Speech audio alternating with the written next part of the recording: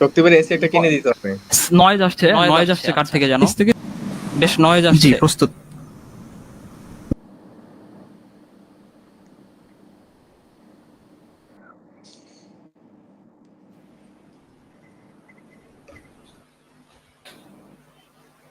তাহিদ ভাই, আমরা কি লাইভে যাচ্ছি এখনই?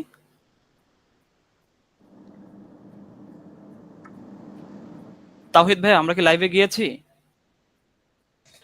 আসসালামু আলাইকুম ওয়া রাহমাতুল্লাহ। সুপ্রিয় দর্শক, আপনারা কে কোথা থেকে দেখছেন এবং আমাদের কি ক্যামেরায় স্পষ্ট দেখতে পাচ্ছেন কিনা ভিডিওতে, এবং সাউন্ড স্পষ্ট শোনা যাচ্ছে কিনা আমাদেরকে একটু কমেন্টে জানাবেন। মাকতাবাতুল বায়ান এবং সত্যায়ন প্রকাশনের যে পাঠক মেলা, সেই পাঠক মেলা থেকে আজকে আমরা একটি লাইভ ওয়েবিনারে যুক্ত হতে পেরে অনেক বেশি আনন্দিত। আজকের এই লাইভ ওয়েবিনারটি একযোগে প্রচার হচ্ছে মাকতাবাতুল বায়ান, সত্যায়ন প্রকাশন এবং বায়ান সত্যায়ন পাঠক মেলার যে ফেসবুক গ্রুপ রয়েছে সেখানেও। আপনারা একটু কাইন্ডলি আমাদেরকে জানাবেন যে আপনারা কি আমাদের সাউন্ড স্পষ্ট শুনতে পাচ্ছেন কিনা এবং ভিডিওটি স্পষ্ট দেখতে পাচ্ছেন কিনা কাইন্ডলি। আমরা দেখতে পাচ্ছি 13 জন দর্শক আমাদের সাথে যুক্ত হয়েছেন।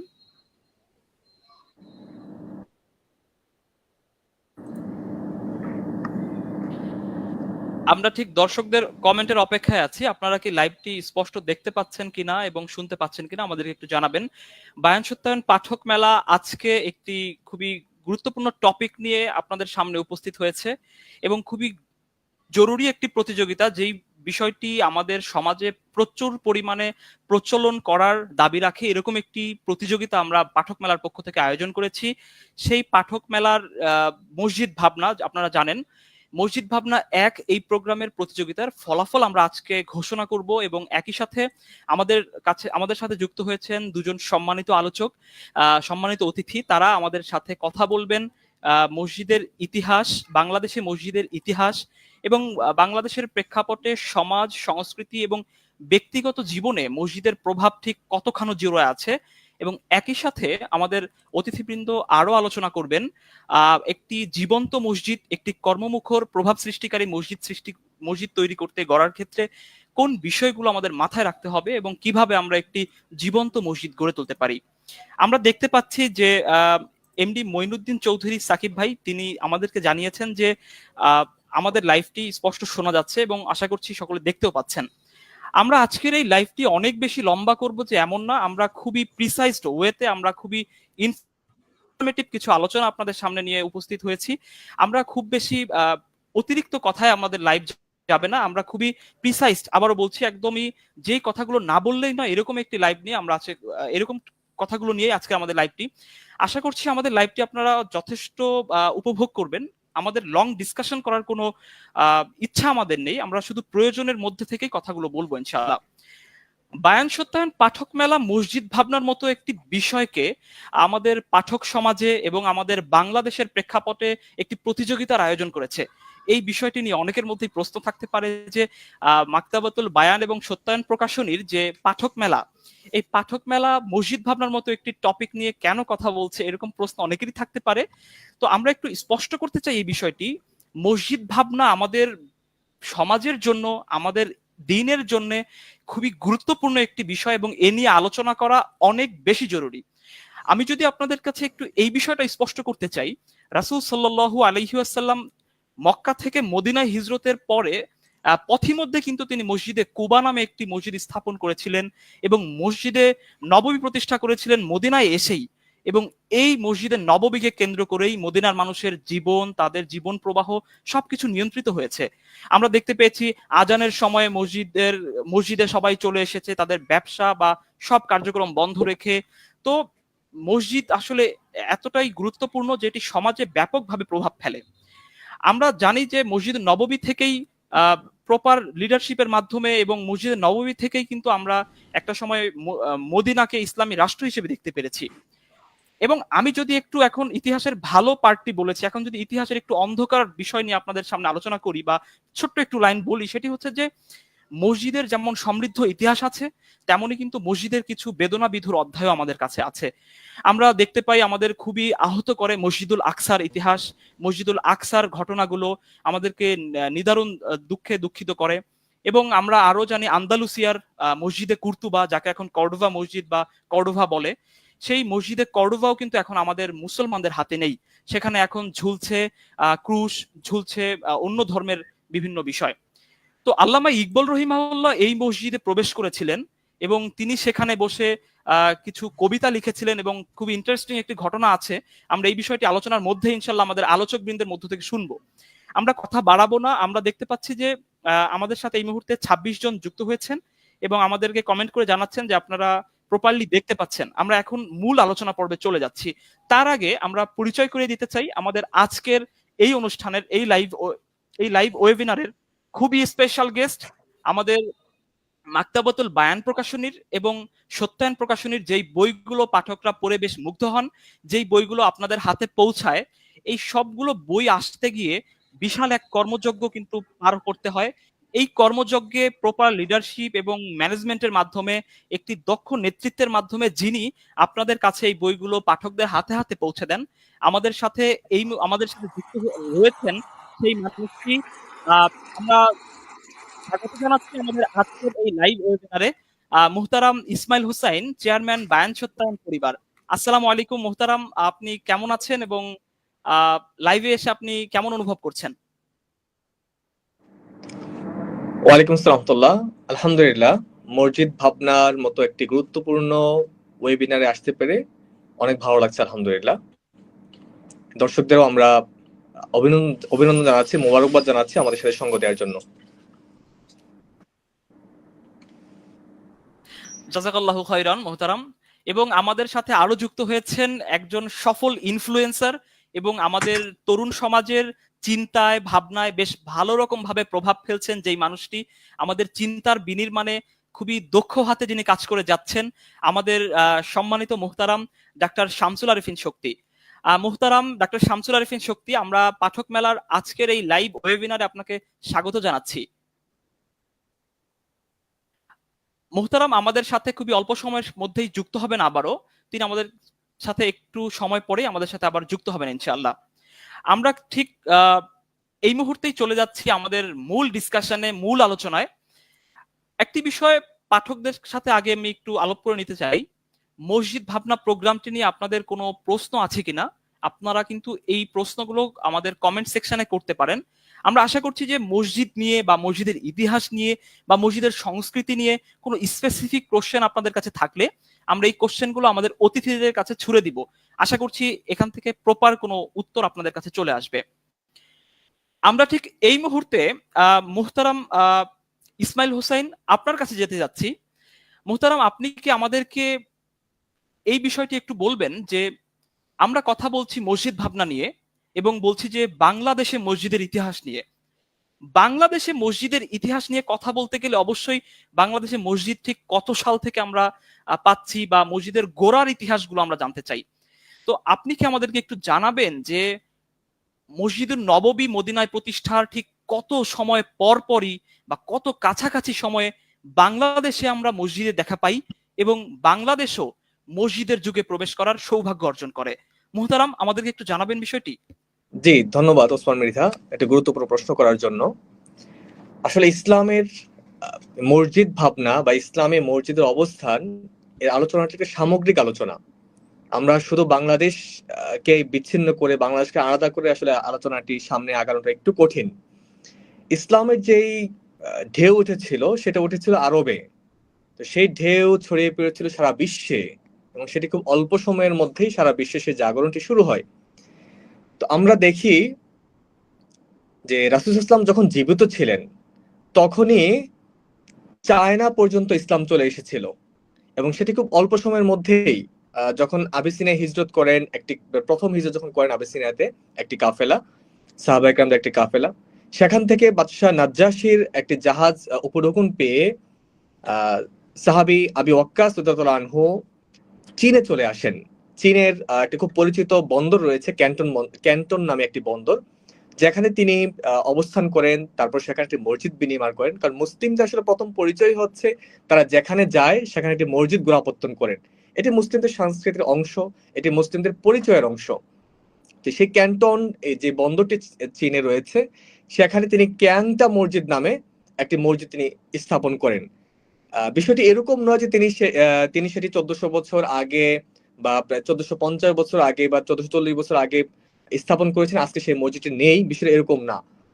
তিনি যে মসজিদটি নির্মাণ করেছেন ঠিক সেই জায়গাটিতে আজকে বিশাল একটি কমপ্লেক্স তৈরি হয়েছে, বিশাল মিনার সেখানে রয়েছে। সেখানে চীনের যে মুসলিম জনগোষ্ঠী রয়েছে তারা কিন্তু সেই মসজিদটিতে প্রায়ই তারা যান, সেখানে নামাজ সালাত আদায় করার জন্য তারা সেখানে যান। তো এই যে চীনে ইসলাম চলে আসা, চীনে ইসলাম চলে আসার মধ্যে কিন্তু এখানে ইসলাম মসজিদের দাওয়াতি কার্যক্রম বা মসজিদ ছড়িয়ে পড়া, ইসলাম ছড়িয়ে পড়া এখানে থেমে নেই। আমরা দেখতে পারি যে এই চীনের যে মসজিদটি সেটি চলে আসে 626 খ্রিস্টাব্দ অর্থাৎ হিজরি 3 সনের মাথায় চীনে সাহাবী আবি ওয়াক্কাস চলে আসেন। ঠিক তার 10-15 বছর পরে হিজরি 17 সনে 643 খ্রিস্টাব্দে আমরা দেখতে পারি যে এই উপমহাদেশের যে সবচেয়ে পুরাতন যে মসজিদটি সেটা চেরামন জুমা মসজিদ, যেটা আজকের কেরালাতে অবস্থিত। এটি খুবই প্রসিদ্ধ একটি মসজিদ, যেটা নিয়ে কারো কোনো দ্বিধা নাই, কোনো সংশয় নেই।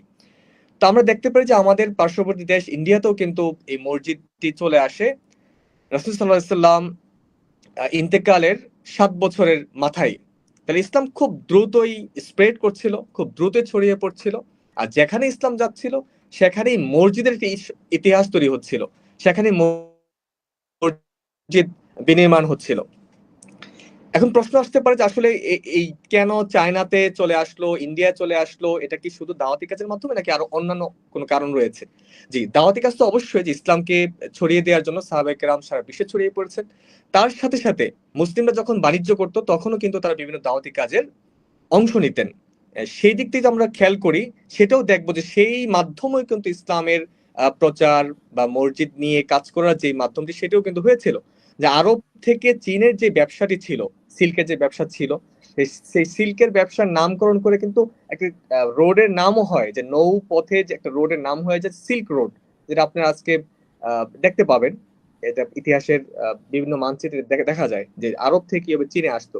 আরব থেকে চীনে আসার মাধ্যম কিন্তু ছিল ইন্ডিয়ান ওশান। তারা এই সমুদ্র পথ পাড়ি দিয়ে তারা কিন্তু চীনে আসতো। চীনে আসতে গিয়ে কিন্তু ইন্ডিয়া এবং এই বাংলাদেশ, চট্টগ্রাম বন্দর, মণিপুর হয়ে কিন্তু তারা চীনে ঢুকতো। তো আরবের সাথে এই যে চীনের সম্পর্কের মাঝেই কিন্তু ইন্ডিয়া এবং বাংলাদেশ বা চট্টগ্রাম এর সাথে যোগাযোগ তৈরি হয়, ব্যবসায়িক যোগাযোগ তৈরি হয়। তো এই যোগাযোগটি যেমন আরবের সাথে চীনের হওয়ার সুবাদে বাংলাদেশ চট্টগ্রাম বন্দরও অ্যাটাচ হয়। আবার আমরা অন্যদিকে দেখতে পারি একটা খুব মজার ঘটনা আছে, যে আমাদের কর্ণফুলী নদী নিয়ে, যে আসলে আরবের বাংলাদেশ থেকে আমরা আরবে কিছু পাঠাতাম কিনা, কোনো কিছু এক্সপোর্ট করতাম কিনা সেই সময়, সেটাও আমরা দেখতে পারি যে বাণিজ্যিক ভাবে চট্টগ্রামে বেশ মশলা হতো, সেই মশলাগুলো আরবে পাঠানো হতো, এক্সপোর্ট করা হতো। তো চট্টগ্রাম থেকে যখন তাদের জাহাজ ছেড়ে যায় কর্ণফুলী নদীতে যাওয়ার পরে একটি লবঙ্গ বোঝাই জাহাজ সেখানে ভেঙে পড়ে, ডুবে গেল। তো আরবিতে লবঙ্গ এই নামটি চলে আসে এবং যেটি আছে কর্ণফুলী নদী নামে আমরা চিনি। তাহলে কি পরিমাণ যোগাযোগ থাকলে যে আরবের সাথে এই বাংলাদেশের সাথে আরবের অর্থাৎ এক্সপোর্ট ইম্পোর্টের যে বিষয়গুলো সে তখন খুব ভালোভাবে চলছিল। এভাবেও কিন্তু দিনের দাওয়াতি কাজটা অনেক আগে থেকে শুরু হয়ে আসছিল। যাই হোক, আমি এতদূর আলোচনা করলাম যে মোহতারাম, একটা বিষয় হচ্ছে যে আপনি বলছেন যে নবুয়তের খুব কাছাকাছি সময়ে, এবং আমরা দেখতে পাচ্ছি যে নবুয়তের এবং আমরা দেখতে পাচ্ছি নাজ্জাশির কাছে যে প্রথম হিজরতটা হয়েছিল তার মাত্র 9 বছরের মাথায় আপনি যেটি বলেছেন যে চীনে একটি মসজিদের সন্ধান পাওয়া গেছে, এবং আরো বলেছেন যে ভারতের কেরালাতে চেরোমন পেরোমলের যে একটি মসজিদ পাওয়া গেছে। আপনি কি একটু এই বিষয়টা, আমরা একটু যদি বাংলাদেশ নিয়ে একটু আলোচনার মধ্যে থাকতে পারি, বাংলাদেশে কি কোনো এ ধরনের কোনো ইতিহাস বা কোনো বিষয় আমরা জানতে পারি? জি, আমাকে একটু সময় দিবেন, আমি আলোচনা সেদিকে নিয়ে আসছি। যে আসলে ইন্ডিয়া, চায়না বা এই যে আরব রোড, এটা আমাদের আলোচনার স্বার্থেই আমাদের জানা প্রয়োজন। কারণ আমরা এই আলোচনাটা, এই ভূমিকাটা না জানলে আমরা ঠিক বুঝবো না যে আসলে মসজিদের ইতিহাসটা বাংলাদেশে কিভাবে ঢুকলো। তো আমরা ঠিক এই জায়গাতে ঢুকছি যে আসলে কিভাবে মসজিদটা বাংলাদেশে আসলো। আমরা সাধারণত যেটা জানি সেটা হচ্ছে 1200 খ্রিস্টাব্দের দিকে ইখতিয়ার উদ্দিন মোহাম্মদ বিন বখতিয়ার খলজি, ওনার মাধ্যমে ইসলাম বাংলাদেশে অফিসিয়ালি ঢোকে। এর আগে আসলে এভাবে ইসলাম বাংলাদেশে ছিল না, এটা স্বাভাবিকভাবে ধারণা করা হয়। আমরা দীর্ঘদিন এটাই শুনে আসছি, এটাই বুঝে আসছি। কিন্তু আশেপাশের এই ঘটনাগুলো কি প্রমাণ করে যে কেরালাতে একটা মসজিদ হয়ে গেল রাসূল ইসলামের ওফাতের মাত্র 7 বছর পরে, হিজরি হিজরি 17 সনে, আর বাংলাদেশে কেউ আসতো না, কোনো সাহাবায়ে কেরাম আসলেন না। এটি কি আসলে মানে মেনে নেওয়াটা যৌক্তিক? আমাদের কাছে মনে হচ্ছে যে না। আমরা যদি ইতিহাসটা আরেকটু খোঁজার চেষ্টা করি, আমরা যদি আরো কোনো তথ্য উপাত্ত বের করার চেষ্টা করি, তাহলে অবশ্যই আমরা এমন কিছু খুঁজে পাবো যেটাতে আসলে বাংলাদেশেও ইসলাম 1200 খ্রিস্টাব্দ বা 570 হিজরির দিকে না, বরং এই হিজরির দিক থেকে হয়তো হিজরি প্রথম শতকে আমরা কিছু পেয়ে যেতে পারি। তো এইরকম একটা চিন্তা ভাবনা থেকেই দেখা যাচ্ছে আসলে নানান দিক থেকে নানান সমীকরণ মিলতেছিল। যেমন আপনি জানেন যে কুমিল্লার ময়নামতিতে খলিফা হারুন রশিদের সাময়িক যে রৌপ্য মুদ্রা, যে দিরহাম, সেটি পাওয়া যায় কুমিল্লার ময়নামতিতে। তারপর আপনি দেখবেন নওগাঁ জেলার যে পাহাড়পুর আছে সেখানেও সেই অনুরূপ দিরহাম গুলো পাওয়া যায়। তার মানে আসলে কি সেই 172 হিজরি 170 হিজরির দিকেই বাংলাদেশে কিন্তু আরবদের সাথে একটি বিনিময় হচ্ছিল, একটি সুন্দর সম্পর্ক গড়ে উঠছিল। আপনি একদিকে দেখেন চট্টগ্রাম বন্দর, অন্যদিকে আপনার আপনার রংপুর অঞ্চল, নানান দিকে কিন্তু দেখেন যোগাযোগটা বোঝা যাচ্ছে যে বাংলাদেশ এর মাঝেই গড়ে উঠছে। দাওয়াতি কাজ ইতিমধ্যে ইসলামের যে প্রসার সেটা বাংলাদেশ ইতিমধ্যে ঢুকে ঢুকে যাচ্ছে নানা দিক থেকেই। তো এই এই বিষয়গুলো সামনে রাখলে আমরা দেখি যে আমাদের বিগত দিনগুলোতে সবচেয়ে যিনি এই মসজিদ নিয়ে আলোড়ন তৈরি করেছিলেন তিনি হচ্ছেন মাওলানা মহিউদ্দিন খান রাহিমাহুল্লাহ। তিনি বাংলাদেশে মসজিদ নিয়ে সবচেয়ে চমৎকার প্রামাণ্য কাজ করেছেন। এবং তার একটি প্রবন্ধের নাম আপনি শুনে অবাক হবেন, যে হিজরির প্রথম শতকে বাংলাদেশে ইসলাম, মানে এই নামে ওনার একটা প্রামাণ্য অভিধানও কিন্তু আছে। এবং সেটাকে কেন্দ্র করে ওনার যে মাসিক মদিনা তখন ছিল, সেখানকার চঞ্চল মাহমুদ ছিলেন, ওনার ওনার নেতৃত্বে একটি বেশ মানে দলিল দস্তাবেজ সহ একটা প্রামাণ্য বইও কিন্তু তৈরি হয়ে যায় যে 69 হিজরিতেই বাংলাদেশে ইসলাম এসেছে। 69 হিজরিতেই বাংলাদেশে ইসলাম এসেছে, এটি চঞ্চল মাহমুদ প্রমাণ করে দিয়েছেন। এবং সেই প্রমাণটি কিন্তু কোনো কথাবার্তার মাধ্যমে নয়, সেই প্রমাণটি হয়েছে আপনার স্টক লিপির মাধ্যমে। সেই প্রমাণটি হয়েছে পোড়ামাটিতে খোদাই করা যে আপনার হিজরির সনগুলো লেখা ছিল সেগুলোর মাধ্যমে। এটা এখনো আপনি জানতে পারেন যে রংপুর জাদুঘরে আপনার এটি সংরক্ষিত রয়েছে, যে ফলকটি তারা পেয়েছিলেন সেটি সংরক্ষিত রয়েছে। তাহলে আসলে আমাদের বাংলাদেশের সাথে মসজিদের সম্পর্কটি সেটি কিন্তু 570 হিজরি বা 500 হিজরির দিকে না, এবং সেটি হিজরি প্রথম শতকেই। এবং আমরা বিশ্বাস করি যে রাসূল সাল্লাল্লাহু আলাইহি ওয়াসাল্লামের সাহাবীগণই বাংলাদেশে প্রথম মসজিদ নির্মাণ করেছিলেন, এবং সেটি খুব অল্প সময়। আমরা 69 হিজরিতে যখন আমরা ফলক পাই, তার মানে কিন্তু 69 হিজরিতেই মসজিদ নির্মাণ হয়নি, বরং এই প্রথমে মসজিদটি হয়েছিল হয়তো আপনার কোনো ধরনের ছাউনি দিয়ে, সেটা গাছের হতে পারে, খড়ের হতে পারে, নানান কিছু হতে পারে। সেটি আস্তে আস্তে বিবর্তন হয়ে হয়তো একটু স্ট্রাকচারের দিকে গিয়েছে। তো আমরা মোহতারাম, এটা আপনাকে আরেকটু প্রশ্ন একটু আমি পাঠকদের পক্ষ থেকে জানতে চাচ্ছি, স্পষ্ট হতে যাচ্ছি। সেটা যে একটি ফলক পাওয়া গেছে আমরা জানতে পারছি, বাট ফলকটা যে মসজিদেরই বা সেখানে কি এরকম কিছু লেখা ছিল যা মসজিদেরই মনে হয়েছে, বা এটা 69 হিজরি তো অন্য কিছু থাকতে পারে, বা অন্য আরো কিছু। জি বলুন। রাইট, মানে এটি কিন্তু আসলে সাধারণদের মাঝেও এরকম একটি ইয়ে ছিল যে আসলে তারা একটি জায়গা, আমি ঠিক সেই আলোচনায় ঢুকছি তাহলে বিষয়টা স্পষ্ট হবে যে নীলফামারীর আমরা যে মসজিদটার কথা বলছি, যে আজকের যেটি জামিউস সাহাবা নামে যেটি নামকরণ করা হয়েছে, যে হ্যাঁ রংপুরের যে জামিউস সাহাবা, মানে লালমনিরহাটে যে মসজিদের কথা আমরা বলছি, লালমনিরহাট যে 69 হিজরি যে মসজিদটি হারিয়ে গিয়েছে, মানে নির্মিত হয়েছে, তারপর যেটি হারিয়ে গিয়েছিল আমাদের থেকে, আমরা খুঁজে পাইনি। এই হারিয়ে যাওয়া মসজিদটা 1985 সালের দিকে সেটি খুঁজে বের করা হয়। তো এই খুঁজে আসলে বের করা হয়নি, বরং একটি পরিত্যক্ত জায়গা ছিল, সেই জায়গাতে একটা স্তূপ আকারে, টিপ আকারে একটা জায়গা ছিল যেখানে কেউ যেত না, যাওয়ার প্রয়োজন হতো না। তো যাই হোক, কেউ একজন জমিটি কিনেন, তারপরে সেটিকে মানে ব্যবহার উপযোগী করার জন্য সেটিকে সমান করার চেষ্টা করেন। করতে গিয়ে দেখেন যে আসলে অনেক ধরনের সেখানে ইটের টুকরা পাওয়া যাচ্ছে, অনেক ধরনের সেখানে পুরাতন জিনিসপত্র পাওয়া যাচ্ছে। তো মানুষজন কিন্তু এই যে ইটগুলোকে নানান কাজে ব্যবহারের জন্য তারা নিয়ে যাচ্ছিলেন।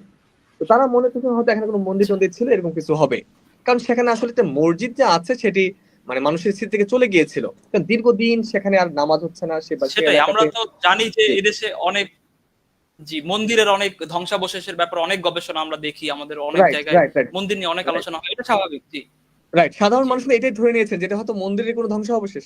পরবর্তী যেটা হয়, যেরকম নীতি হঠাৎ করে একজনের কাছে একটি ফলক দেখা যায়, হ্যাঁ, একটি পোড়ামাটির একটি ফলক পেয়ে যায় সে, যেখানে লেখা আরবি একটা কিছু।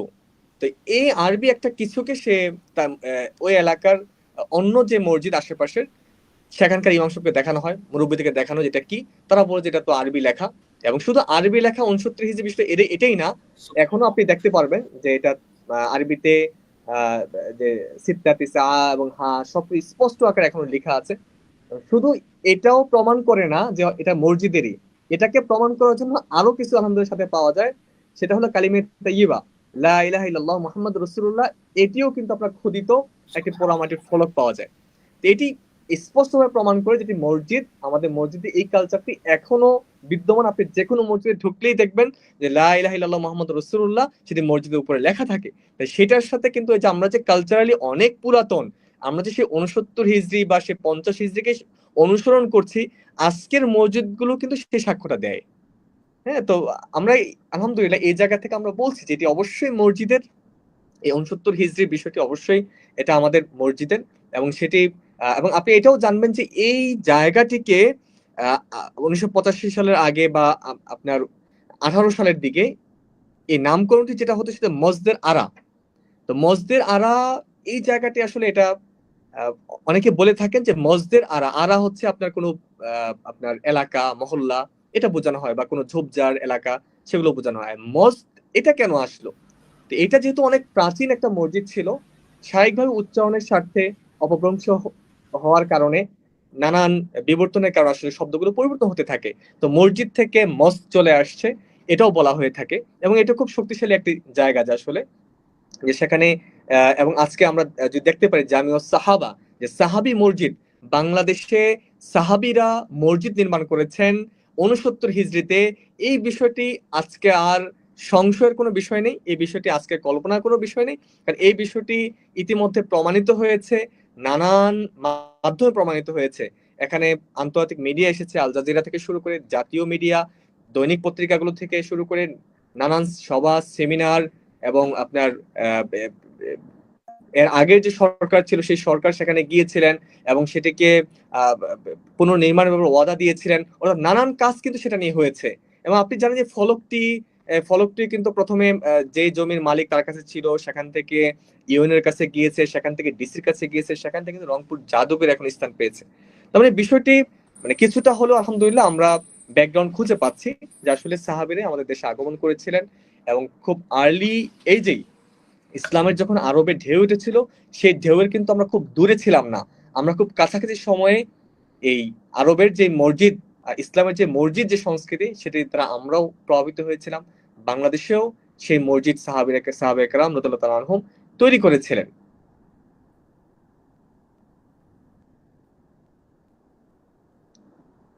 যে আপনার মিউট করা আছে, একটু আনমিউট করে নেবেন। জি জি মোহতারাম, আপনি খুবই চমৎকার কিছু তথ্য দিলেন যা আমাদেরকে খুবই মানে রহস্যের ভেতরে ঢুকতে উৎসাহিত করে। এবং ঠিক জি শেষ মুহূর্তে যে কথাটি বললেন আমাদেরকে যে আমরা ইসলামের ঢেউয়ের খুব বেশি দূরে ছিলাম না, এই জি বাক্যটি, এই শব্দটি যখন শুনতেছিলাম একজন সঞ্চালক হিসেবে আমার ভেতরে একটি অন্যরকম শিহরণ বয়ে যাচ্ছিল। সুবহানাল্লাহ, যে ইসলামের বার্তা কত দ্রুত সারা বিশ্বে ছড়িয়ে পড়েছে। আপনি যেমনটা আজকের আলোচনায় বলছিলেন যে নবুয়তের খুব কাছাকাছি সময়ে কাছে বাদশা নাজ্জাশির যে আবিসিনিয়ায়, ইথিওপিয়া, ওইখানে হিজরত করেছিলেন কিছু সাহাবীরা, এবং সেখান থেকে একটি জাহাজ নিয়ে তারা চীনের উদ্দেশ্যে গিয়েছিলেন।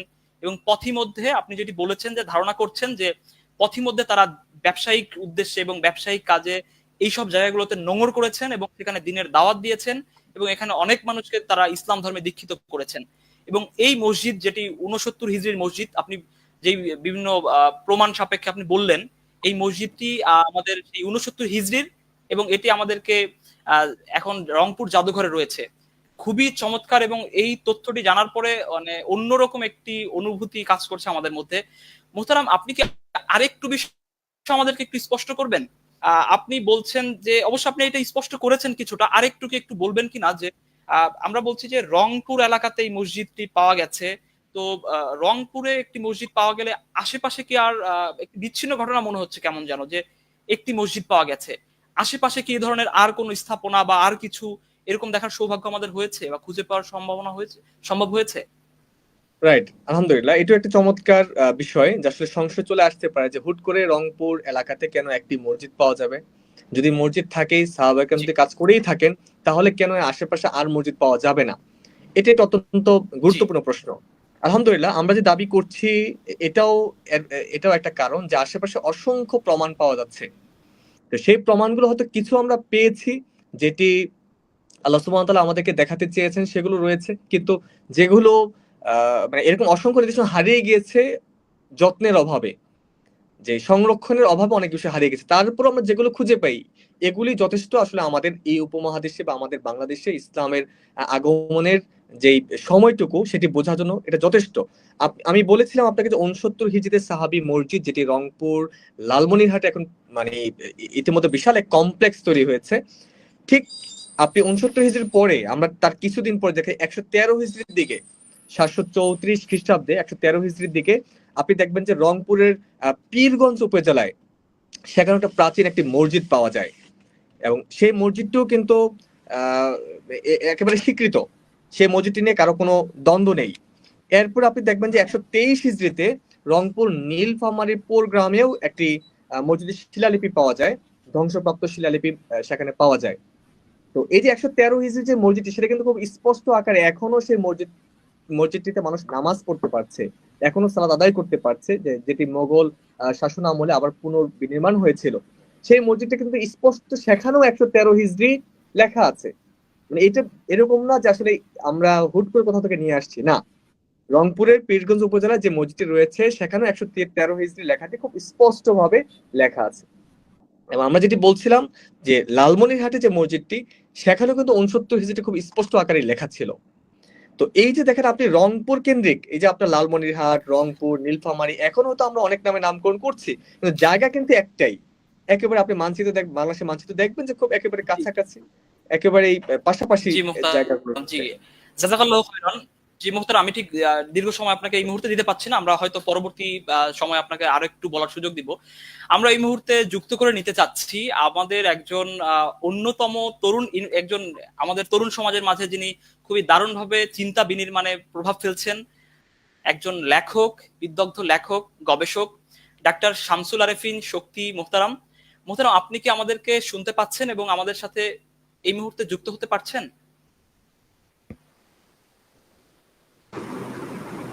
আসসালামু আলাইকুম ওয়া রাহমাতুল্লাহি ওয়া বারাকাতুহু। আমার কথা ওয়ালাইকুম শুনতে আসসালাম। পাচ্ছেন?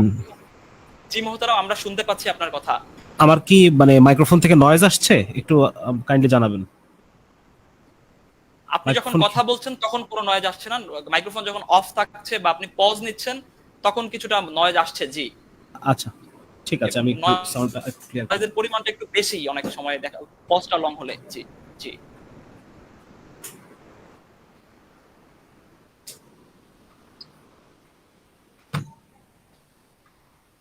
জি মোহতারাম, আপনি কি? জি, আমি আমি আপনাদের কথা শুনতে পাচ্ছি। জি, জি, মোহতারাম, আপনাকে আমরা পাঠকদের পক্ষ থেকে, দর্শকদের পক্ষ থেকে, পাঠক মেলার পক্ষ থেকে স্বাগত জানাচ্ছি আজকের এই অনুষ্ঠানে।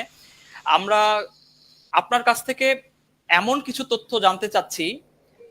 আমরা ইতিমধ্যে আমাদের মোহতারাম ইসমাইল হোসাইন তিনি আমাদেরকে জানাচ্ছিলেন যে নবুয়তের খুব কাছাকাছি সময়ে এই অঞ্চলে ইসলাম চলে এসেছে, এবং রাসূল সাল্লাল্লাহু আলাইহি সাল্লামের ইন্তেকালের মাত্র ৫৮ বছর পরেই। মোহতারাম, নয়েজ আসছে আপনার মাইক্রোফোন থেকে, একটু নয়েজ আসছে বেশি। জি নয়েজ মোহতারাম, এখন আসছে? ঠিক আছে। জি, আমাদের পূর্বের আচ্ছা, ঠিক আছে। জি এখন মোটামুটি ঠিক আছে, এখন সমস্যা নেই। জি, আমরা এতক্ষণ জানছিলাম যে ৬৯ হিজরিতে আমাদের বাংলাদেশে মসজিদ পাওয়া গেছে, অর্থাৎ এটি হচ্ছে রাসূল সাল্লাল্লাহু আলাইহি সাল্লামের ইন্তেকালের ৫৮ বছর পরই এই মসজিদটির সন্ধান। তো আপনি কি আমাদেরকে একটু জানাবেন যে বাংলাদেশের এই অঞ্চলের মানুষ তো একসময় বিভিন্ন সামন্ত রাজাদের দ্বারা শাসিত হতেন, জমিদারদের দ্বারা শাসিত হতেন, এবং পাল, গোপাল, রাজা গণেশ এদের দ্বারা শাসিত হতো। মোহতারাম, নয়েজ আসছে আবারও অনেক বেশি, আবার একটু নয়েজ আসছে। আচ্ছা, আচ্ছা। জি, এবার ঠিক আবার আছে, নয়েজ চলে এটা গেছে। জি, আসবে যাবে। জি, হুম, হুম। আচ্ছা, আসবে যাবে। জি, জি, এটি সমস্যা নেই। তো আমি আপনাকে আসলে এই বিষয়টি নিয়ে আমরা পাঠকদের পক্ষ থেকে আপনার কাছে এই প্রশ্নটি ছুটছি যে আমাদের এই অঞ্চলের মানুষের শিক্ষা, রুচিবোধ তৈরি এবং এই সংস্কৃতির বাগ বদলে দেওয়ার পেছনে মসজিদের ভূমিকা ঠিক কতখানি, এবং মসজিদ কি আমাদের এই অঞ্চলের মানুষের রুচিবোধ, মানুষের শিক্ষা, সংস্কৃতিতে তেমন কোনো গুরুতর প্রভাব ফেলতে পেরেছে? আচ্ছা, জাযাকাল্লাহ খায়ের আপনার চমৎকার প্রশ্নের জন্য। আসলে আমি একটু একটু শুরুতে যেতে চাই। একটু শুরুতে গেলে পরে আমাদের ব্যাপারটা বোঝা সহজ হবে যে আসলে অ্যাজ এ ইনস্টিটিউশন মসজিদ ঠিক কিভাবে আমাদের সমাজকে তৈরি করেছে, এবং শুধুমাত্র সমাজ না, আমরা যারা মানে পূর্ববঙ্গে বসবাসকারী মুসলিম পরিচয় ধারণ করি, এই মুসলিম জাতিসত্তা নির্মাণের ক্ষেত্রে মসজিদ কিভাবে ভূমিকা রেখেছে সেটা আমি একটু আলোচনা করতে চাই। আমাকে একটু সময় দিবেন আপনারা কাইন্ড মেহরবানি করে। সেটা হচ্ছে যে আপনারা খুব অলরেডি ইসমাইল ভাইয়ের আলোচনা থেকে আপনারা জেনেছেন যে ইখতিয়ার উদ্দিন মোহাম্মদ বিন বখতিয়ার খলজি যখন 1204 সালে বাংলাদেশে আসলো, এটা হচ্ছে মুসলিম বিজয়। 1204 সালে ইখতিয়ার উদ্দিন মোহাম্মদ বিন বখতিয়ার খলজির মাধ্যমে মুসলিমরা বাংলাকে বিজয় করলো। তার মানে এই না যে মুসলমানরা প্রথম বাংলায় ঢুকলো, বরং মুসলমানরা বাংলাতে আরো আগে থেকে আছে। হ্যাঁ, যেটা মানে এই অঞ্চলে মুসলমানদের যে বাণিজ্যিক কার্যক্রম এবং এটার ইতিহাস যায় হযরত ইউসুফ আলাইহিস সালামের সময় পর্যন্ত। হযরত ইউসুফ আলাইহিস সালামের সময় থেকেই আরবরা এই অঞ্চলে বিশেষ করে এটি পুরো এলাকাটার মধ্যে আপনারা জানেন যে ভারতবর্ষ মশলার জন্য বিখ্যাত ছিল, মশলা, এবং চীন বিখ্যাত ছিল রেশম বা সিল্কের জন্য।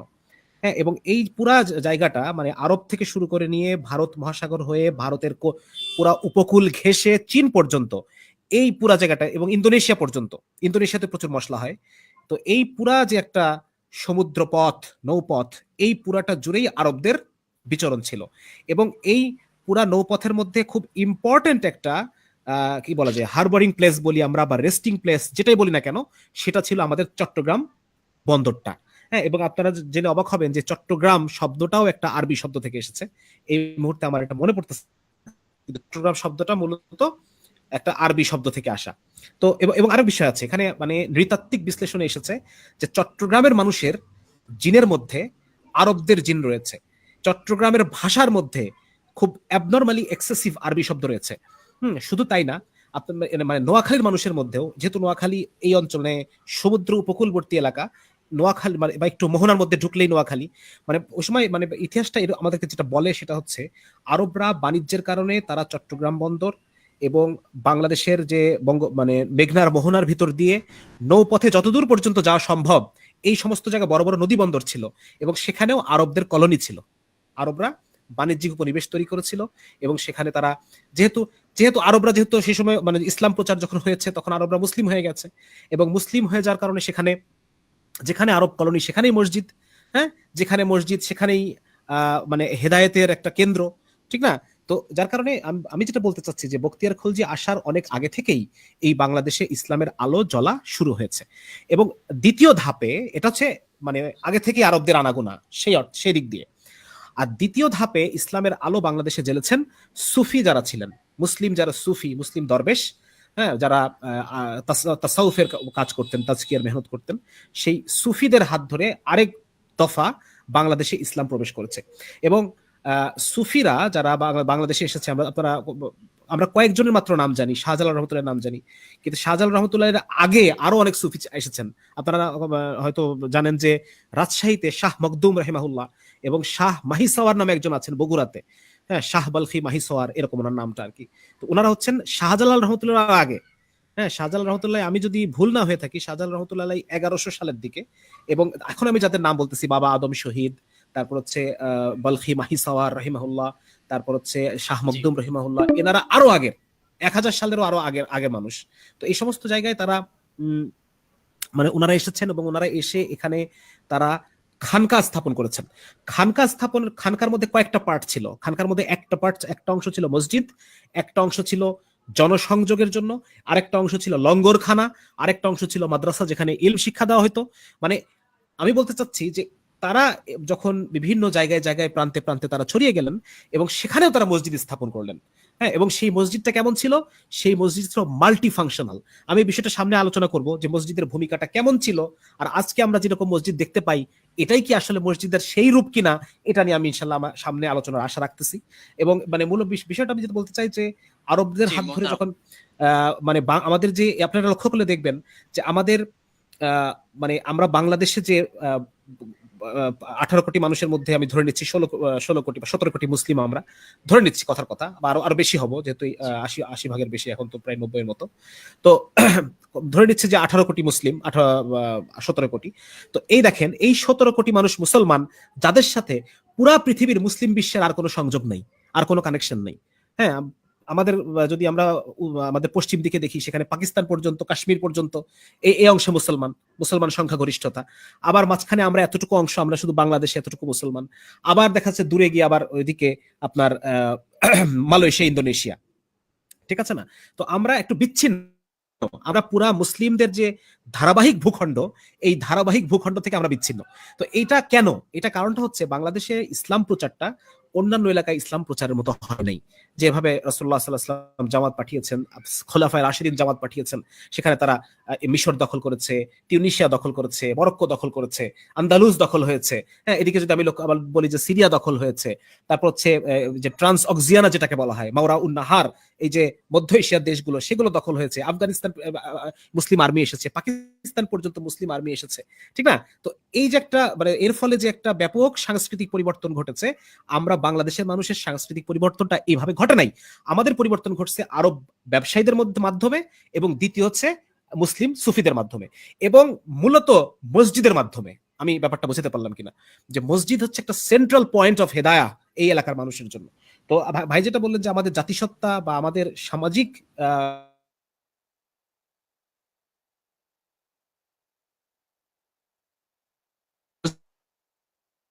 মসজিদের যে প্রতিষ্ঠিত যে মসজিদগুলো, এবং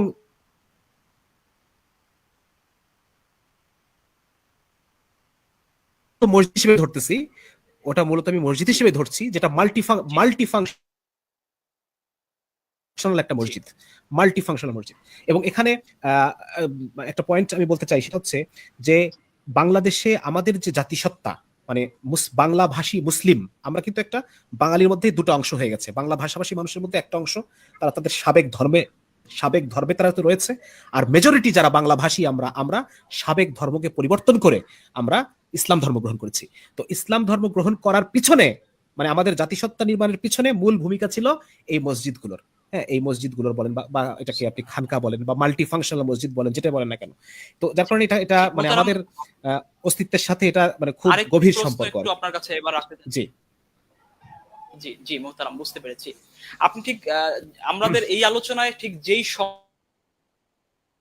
সময়কালে এই অঞ্চলে মসজিদ নির্মাণের কথা শোনা যাচ্ছে, যে ইসলাম আবির্ভাবের ঠিক খুব কাছাকাছি সময়ের মধ্যেই, ঠিক ওই সময়টাতেই ইসলাম যেই মুহূর্তে আরবে বার্তা ছড়াচ্ছিল, ঠিক বা সারা বিশ্বে ব্যাপকভাবে ছড়িয়ে পড়তেছিল ভিতরে ভিতরে, ঠিক ওই সময়টাতেই আমাদের এই অঞ্চলের মানুষ, বাংলা অঞ্চলের এবং এই অঞ্চলের মানুষগুলো মাচ্ছন্নয়ের যুগ নামে একটি যুগের মধ্য দিয়ে যাচ্ছিল, এবং সেখানে প্রচন্ড পরিমাণে গোত্রভেদ এবং এরকম অনেক বিষয় ছিল আসলে। তো মসজিদ কি আমাদেরকে এই জাতভেদ বা এই শ্রেণী ব্যবধানের যে সংস্কৃতি চালু ছিল এই অঞ্চলে, সেই সংস্কৃতির থেকে আমাদেরকে মুক্ত করেছে?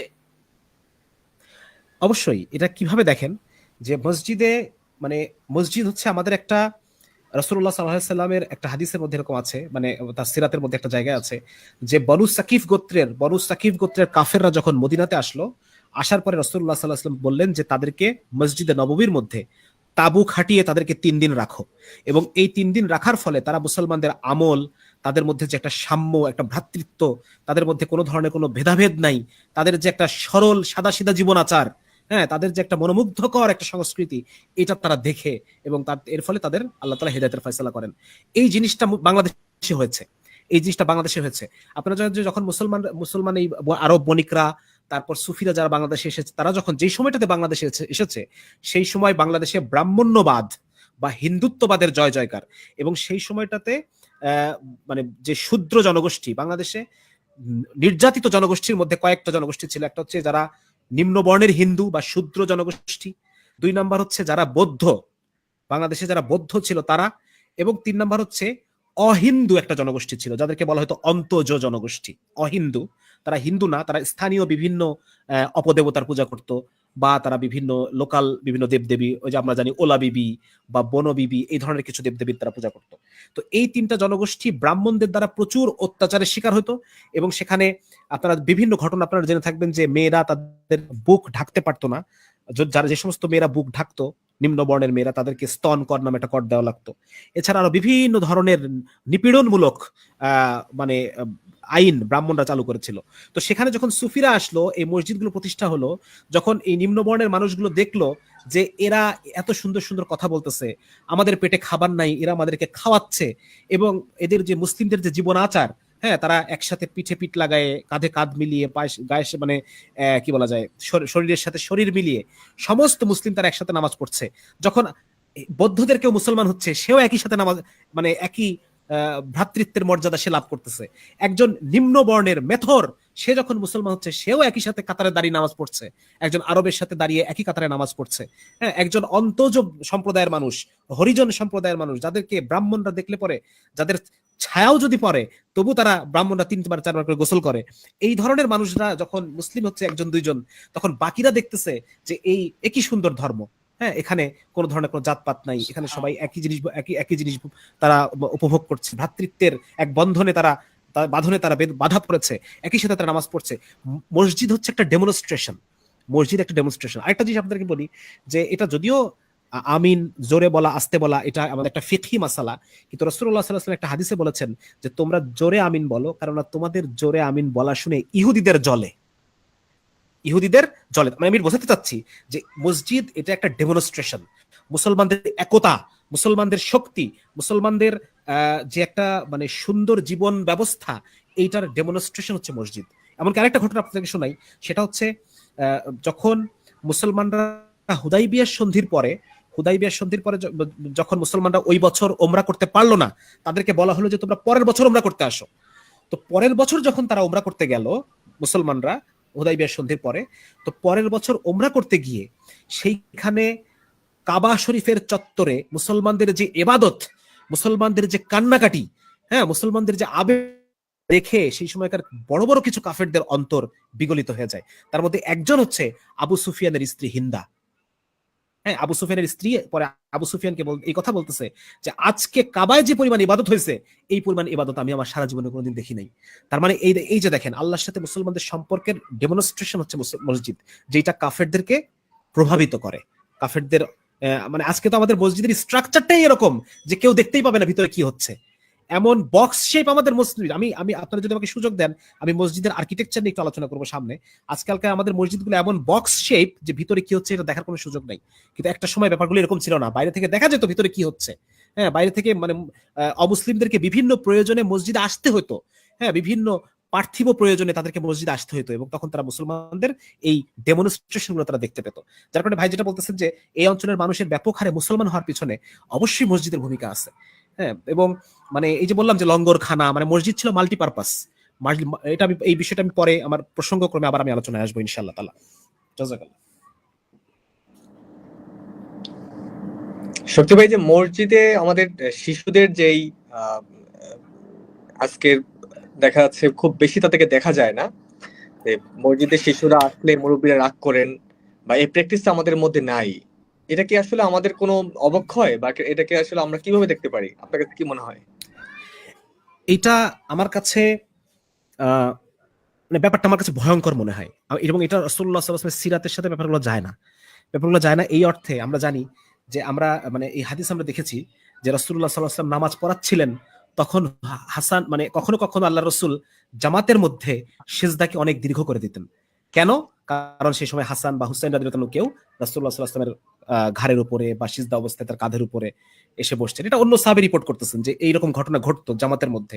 তো ব্যাপারটা আমরা বুঝতে পারতেছি যে রাসূলুল্লাহ সাল্লাল্লাহু আলাইহি ওয়াসাল্লামের যুগে মসজিদে শিশুদের আনাগোনা ছিল।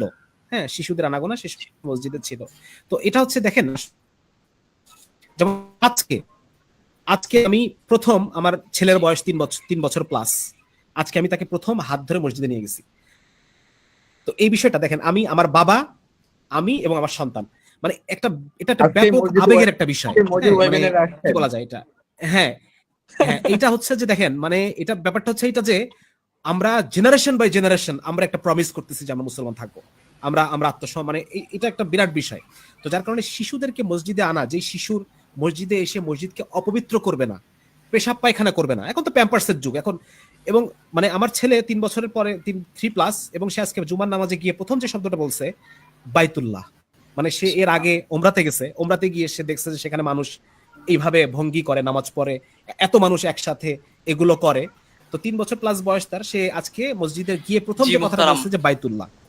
তো ব্যাপারটা হচ্ছে এটা যে আসলে একটা বাচ্চাকে আপনি যেই পরিবেশটা দেখাবেন, যেই পরিবেশের মধ্যে তাকে ছোটবেলা থেকে বড় করবেন, হ্যাঁ, আপনি যদি আজকে যে বাচ্চাটাকে আপনি ঝাড়ি দিয়ে মসজিদ থেকে বের করে দিলেন, ওর সাথে মসজিদের দূরত্ব তৈরি হয়ে গেল। হ্যাঁ, সে মসজিদকে আর আপন ভাবতে পারতেছে না, সে মসজিদকে আর বাট স্টিল এটা বাবা মার দায়িত্ব যে বাচ্চাকে গ্রুম করা, যে মসজিদে কথা বলতে হয় না, মসজিদে চুপ থাকতে হয়, এটা বাবা মার দায়িত্ব। এবং এটা যারা মসজিদে আমরা বড়রা আছি আমরাও বাচ্চাদেরকে বোঝাবো যে বাপ বেটা কথা বলে না, চুপ করে থাকো, এখানে কথা বলতে হয় না, হ্যাঁ শোনো কি বলতেছে। কিন্তু জি মানে মুহতারাম। খারাপ ব্যবহার করা, বের করে দেওয়া, এই বিষয়গুলো আসলে মানে আমাদের পরবর্তী প্রজন্মকে দিন থেকে দূরেই ঠেলে দিবে, বড় এটাকে কাছে নিয়ে আসবে না। জি আমার ইনশাল্লাহ বিষয়টা মোহতারাম, বোঝার চেষ্টা আমাদের করবেন। এই বিষয়টি চেষ্টা করা উচিত। আমাদের শিশুদেরও যেন মসজিদে আনা যায় এবং তাদের মধ্যেও দিন ইমানের যে বীজ, এই বীজ যেন রোপণ করা যায়। আরেকটু উল্লেখ জাযাকাল্লাহু করি, আমি খাইরান আরেকটু মোহতারাম। আরেকটু আরেকটু উল্লেখ আমরা কি করি ওসমান একটু ভাই। একটু পরে সময় দিতে চাচ্ছি, একটু জাস্ট একটু আচ্ছা, ঠিক আমাদের আছে। আমি ঠিক এর আগে চলে যেতে চাচ্ছি একটি প্রশ্নতে। আহ, এই মুহূর্তে মোহতারাম ইসমাইল হোসেন, আপনার কাছে আমার প্রশ্ন হচ্ছে, মসজিদ ছাড়া আমাদের সমাজের আহ, শ- শক্তি ভাইয়ের কথা বলবেন, আপনি এই বিষয়ে বলবেন। তার আগে প্রশ্নটি আপনি, আমি বুঝতে পারছি আপনি কোন বিষয়টি আনতে চাচ্ছেন, আমি এই প্রশ্নের সাথে হয়তো আপনার উত্তরটি চলে আসবে। জি, সেক্ষেত্রে আহ ইসমাইল হোসেন মোহতারাম, আপনি একটু আমাদেরকে জানাবেন যে সমাজের প্রকৃত সমৃদ্ধি, প্রোডাক্টিভিটি, ডিসিপ্লিন এবং প্রকৃত যে উন্নতি বলি আমরা একটি সমাজের, এই উন্নতি কি একটা মসজিদ ছাড়া কোনোভাবে সম্ভব? আপনার কি মনে হয় এই বিষয়টি কি আমাদের পাঠকদেরকে একটু বলবেন, দর্শকদেরকে একটু বলবেন? রাইট, এটা কি চমৎকার ইস্যু আসলে, যে মসজিদের সাথে আমাদের সাংস্কৃতিক সম্পর্ক কি, আমাদের সামাজিক সম্পর্ক কি। আমরা এই উপমহাদেশে যেটা দেখতে পারি, যেটা শামসুন শক্তিবাবু বলেছেন, যে আমাদের এই উপমহাদেশে ইসলাম ছড়ানোর যে মাধ্যম, যে মিডিয়া, সেই মিডিয়ার একটা অন্যতম মিডিয়া হলো মসজিদ। তো এই মসজিদের মাধ্যমে কিন্তু শুধু নামাজ বা শুধু সালাদ বা শুধু সিয়ামি আহ, প্রচারিত হয়েছে, ছড়িয়েছে সে এরকম না। এই মসজিদের মাধ্যমে কিন্তু শিক্ষাও ছড়িয়েছে। আজকের যুগের যে প্রাক প্রাথমিক যেই শব্দটা আমরা উচ্চারণ করি, তখন হয়তো এই পরিভাষাটি ছিল না, কিন্তু ঠিক এই কার্যক্রমটি ঠিকই ছিল। আমরা দেখতে পারি যে বাংলাদেশে এরকম অসংখ্য মুরব্বী এখনো পাওয়া যাবে, যারা বাংলা পড়তে জানেন না, যারা ইংরেজি তো জানেনই না, কিন্তু তারা ঠিকই কোরআন তেলাওয়াত করছেন, তারা ঠিকই কোরআন পড়ে যাচ্ছেন। তো এই বিষয়টা আসলে কিভাবে হলো? এই বিষয়টা হওয়ার যেই একমাত্র কারণ সেটা হলো মক্তব। যে তারা প্রাক প্রাথমিক বিদ্যালয় যেটি ছিল, সেটি হচ্ছে আমাদের দেশে জাতীয়ভাবে সেটি প্রতিষ্ঠা ছিল মক্তব, এবং সেটি সাধারণ মানুষের অর্থায়নে, সাধারণ মুসলিমদের অর্থায়নে সে কার্যক্রমটি পরিচালিত হয়েছিল, এখনো হচ্ছে। হয়তো এখন কিছুটা আমাদের এই মক্তব কেন্দ্রে কিছু ঘাটতি আছে। তো আমরা ইনশাআল্লাহ সামনে এটা নিয়ে আরো বিস্তারিত আলোচনা করবো, যে আসলে কিভাবে এই মসজিদের সাথে শিক্ষার সম্পর্ক, এই মসজিদের সাথে সমাজের সম্পর্ক, এই মসজিদের সাথে সাংস্কৃতিক সম্পর্ক, সেগুলো আমরা বিস্তারিত সময় নিয়ে ইনশাআল্লাহ আলোচনা করতে পারবো বলে আমরা আশা রাখি। আমরা কিছুক্ষণ পরে হয়তো আরেকটা লিঙ্কে আমরা যুক্ত হচ্ছে ইনশাআল্লাহ।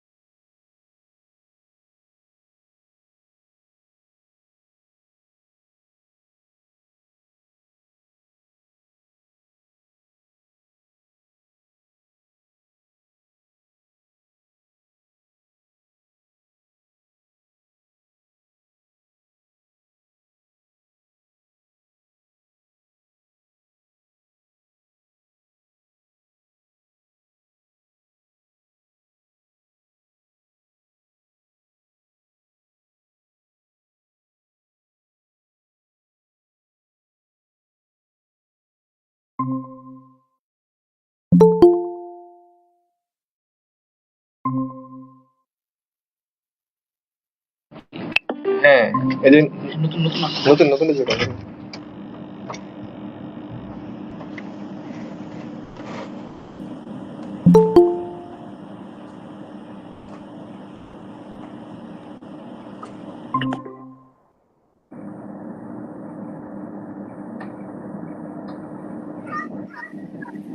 আহ, খুবই দুঃখিত, আমাদের প্রথম যে গুগল মিটের লিঙ্কটি করা হয়েছিল সেটি টাইম আপ হয়ে যাওয়ার কারণে আমাদেরকে নতুন একটি লিঙ্কে ঢুকতে হয়েছে।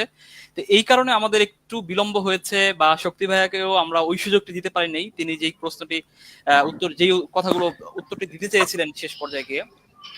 তো আমরা প্রশ্ন রেখেছিলাম মোহতারাম ইসমাইল হোসেন সাহেবের কাছে। মোহতারাম, আপনি কি একটু জি শুনতে জি পাচ্ছেন আমাদেরকে স্পষ্ট? জি, শুনতে পাচ্ছি। জি, আপনি বলুন। জি যে আমি বলছিলাম যে আসলে মসজিদের সাথে আমাদের এই সমাজের সম্পর্ক, সমাজ পরিবর্তনের সম্পর্ক, একটি সমৃদ্ধ সমাজের যেই ছবি আমরা দেখতে পাই, সেটার সাথে মুসলিম সমাজে এই মসজিদের ভূমিকাটি অত্যন্ত গুরুত্বপূর্ণ। আমরা যদি দেখি, রাসূল আকরাম সাল্লাল্লাহু আলাইহি ওয়াসাল্লাম মক্কা থেকে হিজরত করে যখন মদিনায় আসলেন, তখন তিনি কি করলেন? মসজিদে কুবায় নির্মাণ করার পর যখন তিনি আহ, যেখানে তার মূল জায়গা তিনি নির্বাচন করলেন, যেটা আজকে মদিনাতুল মুনাওয়ারা হিসেবে আমরা চিনি, সেখানে এসেও কিন্তু একটা মসজিদ নির্মাণ করলেন। এই মসজিদ নির্মাণ করে সেখানে কি হলো? আমরা যদি সেখানে কিছু বিষয় দেখতে চাই, যে সেখানে আহ ইবাদত তো হতোই, নামাজ রোজার আমল তালিম সেগুলো তো হবেই। এর সাথে সাথে কি হচ্ছে, সাহাবা একরাম কিন্তু এর পাশে একটা জায়গায় বসে পড়ছেন কোরআন তেলাওয়াত করার জন্য, এর পাশেই বসে পড়ছেন রাসূলুল্লাহ ইসলাম থেকে কখন তিনি কি বলেন সেগুলো মুখস্থ করার জন্য। হ্যাঁ, তারপর এরকম নানান কার্যক্রম সেখানে চলছে। যখন আরেকটু শক্তিশালী হলো, তখন দেখা গেল এই মসজিদ থেকেই আপনার বিচার কার্যক্রম শুরু হচ্ছে। এই মসজিদই হয়ে যাচ্ছে এই মদিনার সমাজের জন্য প্রধান কার্যালয়, যেন এক ধরনের সচিবালয়। আজকে আমরা যদি বলি, আজকের যুগে যে শব্দটা আমরা পরিচিত সচিবালয়, ঠিক সেটাকে সচিবালয় বলা যায়, একটি বিচারালয় বলা যায়। এবং আপনি খেয়াল করে দেখবেন যে মসজিদে কিন্তু মেহরাব নামে একটি জায়গা আছে, যেটির সাথে বোঝা যাচ্ছে আসলে মসজিদের সম্পর্কটা শুধুমাত্র সালাত এবং সিয়ামের সাথে না, শুধু কোরআন তেলাওয়াতের সাথেই না, এবং সেটি দেরাসাতের সাথে, সেটি ইবাদতের সাথে, এবং সেটি বিচারিক কার্যক্রম থেকে শুরু করে নানান ধরনের সেখানে কিন্তু ফাংশন হতো। তো এই যে মসজিদটাকে তখন আহ সামাজিকভাবে এতটাই প্রভাবিত করতো, সমাজকে এতটাই প্রভাবিত করতো, যে মসজিদ কেন্দ্রিক সকল আয়োজনগুলো ছিল। এবং এই মসজিদের কারণে এই সমাজের পুরো ব্যবসা পরিবর্তন হয়ে গেল, এই সমাজের চিন্তা পরিবর্তন হয়ে গেল। এই সমাজের মানুষ যখন জানতো না যে কার কাছে চাইতে হবে, এই মসজিদ থেকে কিন্তু, এই মিনার থেকে কিন্তু সেই জানান দেয়া হতো যে আশহাদু আল্লা ইলাহা ইল্লাল্লাহ, আল্লাহু আকবার। এই শব্দ কিন্তু মিনার থেকে বলা হতো, যে আল্লাহ একমাত্র বড়, আল্লাহই সবচেয়ে বড়, তার চেয়ে বড় কেউ নেই, তারপরে আল্লাহ ছাড়া কাউকে সাক্ষ্য দিতে পারবো না। এই কথাগুলো কিন্তু আমরা মসজিদ থেকে শুনতে পাই, যে জি মানুষকে গোমরাহি থেকে, বিভিন্ন মূর্খতা থেকে, বিভিন্ন অন্ধকার থেকে কিন্তু এই মসজিদই, এই মসজিদের মিনার, এই মসজিদের মুয়াজ্জিন, এই মসজিদের ইমামরাই কিন্তু যোগে যোগে তাদেরকে এই অন্ধকার থেকে সরিয়ে নিয়ে এসেছিল। তাদের জি মনুষ্যত্ব বোধ মোহতারাম, কিন্তু মসজিদে। ঠিক এই পর্যায়ে আমরা আমরা আহ, আমরা একটু বর্তমানে ফিরতে চাচ্ছি। ঠিক এই পর্যায়ে গিয়ে আমরা ঠিক জানতে চাচ্ছি যে একজন ব্যক্তির তার যে নিজস্ব ডিসিপ্লিন বোধ এবং তার ব্যক্তিগত উন্নতির ক্ষেত্রে মসজিদের 5 ওয়াক্ত নামাজ পড়া বা এই বিষয়গুলো, মসজিদের সাথে তাদের কানেকশন, সমাজের কানেকশন, এই বিষয়গুলো ঠিক আমাদের ব্যক্তিগত উন্নতি, সামাজিক ঐক্যের উন্নতি, এই বিষয়গুলোতে কিভাবে প্রভাব ফেলে বর্তমান সমাজে, এই বিষয় নিয়ে একটু বলবেন মোহতারাম। জি জি জি। আসলে বর্তমান সময়টা খুবই ক্রিটিক্যাল একটা সময় আমরা পার করছি, যখন আসলে কেউ কোনো জায়গায় স্থির না, সবাই অস্থির একটা সময় মধ্যে পার করছে। কে কি করবে সেটা বুঝতেছে না, মানে তার কেন ভাল লাগে না সেটা সে বুঝতেছে না, কেন খারাপ লাগছে বা কেন ভালো লাগছে কোনো কারণে সে আসলে জানছে না। তো এরকম একটা সময় আমরা খুব একটা বাজে সময় পার করছি, যেটা সোশ্যাল মিডিয়ার কারণে হোক, নানান ধরনের নানান সংবাদের কারণে হোক, আমরা সংবাদের মাঝে হারিয়ে যাচ্ছি। এমন একটা সময় কিন্তু এখন দেখেন যে প্রোডাক্টিভিটি নিয়ে প্রচুর পরিমাণ কাজ হচ্ছে সারা পৃথিবীতে। মুসলিমদের মধ্যে কাজ হচ্ছে, মুসলিমদের বাইরেও কিন্তু প্রচুর পরিমাণে কাজ হচ্ছে যে প্রোডাক্টিভিটি কিভাবে ধরে রাখা যায়। আসলে এই প্রোডাক্টিভিটির প্র্যাকটিসটা কিন্তু ইসলাম আপনাকে 1500 বছর আগেই দিয়েছে, যে আপনি 5 ওয়াক্ত নামাজকে বেস করে আপনি আপনার কার্যক্রমগুলো সাজাবেন। আপনি এখন আমরা দেখবো যে বিশ্বের অনেক বড় বড় ব্যবসায়ী যারা মুসলিম না, তারা এখন 4টা বাজে, রাতে 4টা বাজে উঠে তারা কাজ শুরু করেন, তারা 5টা বাজে উঠে কাজ শুরু করেন। আপনি রবীন্দ্রনাথের জীবনী পড়লেও দেখবেন যে সেখানে সে ভোরবেলায় উঠে তার লেখালেখি শুরু করছেন। এগুলো এখন আমরা দেখতে পাচ্ছি অমুসলিমরা প্র্যাকটিস করতেছে, কিন্তু ঠিক আমাদের প্র্যাকটিসটা কিন্তু আরো অনেক আগে থেকে, যে আমরা সালাতুল ফজর আদায় করে আমরা আমাদের কাজটা শুরু করব, বাস দিনের সিংহভাগ কাজটা হয়ে যাবে আমাদের জোহরের আগেই, তারপর জোহর নামাজ পড়ে আবার আমরা আমাদের কাজটা টেনে নিয়ে যাব বা কিছুক্ষণ বিশ্রাম নিব, তারপর আসর মাগরিব এশা হয়ে আবার ঘুম। এই যে প্রোডাক্টিভিটি প্ল্যানার, এই যে কার্যত প্রোডাক্টিভিটি প্ল্যানার, এটা কিন্তু আপনাকে অন্য কেউ দিতে পারছে না। আপনার অনেক কিছু প্ল্যান করতে পারেন, কিন্তু সেই প্ল্যানটা কখন কার্যকর হবে, যখন সেটা আপনার অভ্যাসে পরিণত হবে। আপনি অনেক বড় গাড়ি মেনটেন করতেছেন, কিন্তু সে অভ্যাসে নাই, আপনি এক মাস পরে হতাশ হয়ে যাবেন যে কিভাবে মুসলিমরা 50 বছর 60 বছর 70 বছর একই ব্যক্তি ফজর নামাজ পড়ছে, কিভাবে। এই যে সিক্রেট, মানে এটা কি সিক্রেসিটা আসলে কি এখানে, এখন খুব চমৎকার সেটা হলো অভ্যাস। ইসলাম আমাদেরকে আসলে শুধু প্ল্যান দেয় না, ইসলাম অ্যাকশনও আমাদেরকে বাতাই দেয়, যে তুমি ফজর থেকে শুরু করে এশা পর্যন্ত ব্যাস এটা তো তোমার ওয়ার্কিং আওয়ার, এরপর তুমি ঘুমিয়ে যাবে, আর কোনো কাজ করা যাবে না, কারণ তোমার নিজেকে রেস্ট নিতে হবে। এই যে আপনার ব্যক্তির উন্নতির জন্য অবশ্যই প্রোডাক্টিভিটি ধরে রাখার জন্য আপনাকে মসজিদ কেন্দ্রিক সংযুক্ত হতে হবে, সালাদ কেন্দ্রিক আপনাকে সংযুক্ত হতে হবে। দ্বিতীয়ত সমাজের উন্নতি অবশ্যই সেটাও সম্ভব, কারণ আপনি কোন একটা জায়গায় মহল্লায় বাস করেন, আপনি হয়তো পড়াশোনার কারণে অন্য একটা এলাকায় গিয়েছেন, আপনি হয়তো ঈদে বাড়ি ফিরেছেন, এই বাড়ি ফিরে কিন্তু আপনি কোথাও যাচ্ছেন না, আপনি যখন মসজিদে যাবেন দেখবেন যে আপনার চাচার সাথে দেখা হচ্ছে, আপনার দুঃসম্পর্ক ভাইদের সাথে দেখা হচ্ছে, এলাকার ইমাম সাহেবের দেখা হচ্ছে। তো এই যে সামাজিকীকরণ, যে আপনার সমাজের যাদের সাথে আপনি বিচ্ছিন্ন ছিলেন দীর্ঘ 6 মাস, তার সাথে সাক্ষাতের একটা অন্যতম মাধ্যম কিন্তু মসজিদ। এবং চায়ের স্টলের দেখা সাক্ষাৎ আর মসজিদের দেখা সাক্ষাৎ কিন্তু এক না। চায়ের স্টলে কিন্তু আপনার এই যখন জেনারেশন গ্যাপ থাকে তখন সেটা বেয়াদবি বলে ধরা হয়, যে একটা 20 বছরের ছেলে কেন 40 বছরের একজন মুরব্বীর সামনে চা খাবে, সিগারেট খাবে। এটা কিন্তু দেখেন এটা সুন্দর না। তো মসজিদে কিন্তু 20 বছরের যুবকও যেতে পারে, 40 বছরের মানুষও যেতে পারে, 60 বছরের বৃদ্ধ যেতে পারে। সেখানে যে সাক্ষাৎটা হয়, সাক্ষাৎটা কিন্তু অত্যন্ত কার্যকরী, এবং সেই সাক্ষাৎটা অত্যন্ত আপনার মানে হৃদয়ঙ্গম করার মতো আন্তরিক একটা সাক্ষাৎ হয়, যেখানে একজন একজনের চেহারা দিকে তাকিয়ে থাকে, হাসি মুখে কথা বলে, অনেক ধরনের কথাবার্তা যেখানে যোগাযোগের ছিল টুকটাক, সেটা মসজিদে গিয়ে সালাম বিনিময়ের মাধ্যমে কিন্তু সেটা দূর হয়ে যায়। তা আপনি সমাজ থেকে যদি ঝগড়া দূর করতে চান, আপনি যদি আরো আপনার সৌহার্দ্য হৃদ্যতা পারস্পরিক সামাজিক হৃদ্যতা বাড়াতে চান, এবং আপনার একে অপরের জুলুম থেকে মুক্তি পেতে চান, এবং আলটিমেটলি নিজের কল্যাণ করতে চান, নিজেকে সত্যিকার অর্থে চালাক বা বুদ্ধিমান করতে চান, তাহলে আপনাকে মসজিদের সম্পর্ক করতে হবে। আপনি হয়তো আমরা বুঝছি না যে আমরা মসজিদের কাজ কেন নামাজ পড়বো, আমার কি লাভ হচ্ছে, আসলে লাভের অনেক দিক আছে, সেগুলোর সময় হয়তো আমাদের এত সময় নেই যে আমরা আসলে বলতে পারি। তো আপনি এভাবে মসজিদ কেন্দ্রিক যে শিশু, বৃদ্ধ, তরুণ, এবং এই যে সামাজিক যোগাযোগ কমিউনিকেশন, নানান ভাবে কিন্তু মসজিদকে আমরা কাজে লাগাতে পারি, এবং জি অবশ্যই এটা সমাজ পরিবর্তনের জন্য এটা অত্যন্ত গুরুত্বপূর্ণ। জাযাকাল্লাহু খাইরান মুহতারাম, খুবই দারুণ ভাবে বলেছেন যে মসজিদ আমাদের সামাজিকীকরণের সাথে আমাদেরকে সামাজিকীকরণ ঘটায়, এবং আমাদের মানুষের খোঁজ খবর নেওয়া, এবং মসজিদ আমাদের প্রোডাক্টিভিটি বাড়ায়। এই যে যে বিষয়টি বলেছেন, এটি কিন্তু বর্তমান প্রেক্ষাপটে আসলেই অনেক বেশি জরুরি একটি বিষয়। মসজিদ আমাদেরকে নিজস্ব কিছু চর্চার মধ্য দিয়ে, কিছু প্র্যাকটিসের মধ্য দিয়ে নিয়ে যাচ্ছে। চায়নায় একটি থিওরি আছে যে যদি প্রোডাক্টিভিটি ধরে রাখতে চাও, সেক্ষেত্রে নির্দিষ্ট কিছু কাজ নির্দিষ্ট টাইমে ওই কাজগুলো করো, সেক্ষেত্রে প্রোডাক্টিভিটি বাড়ে। এরকম একটি থিওরি আছে, আমি এই মুহূর্তে ঠিক থিওরিটি একাডেমিক্যাল নাম বলতে পারছি না। যাই হোক মুহতারাম, আপনাকে অসংখ্য শুক্রিয়া।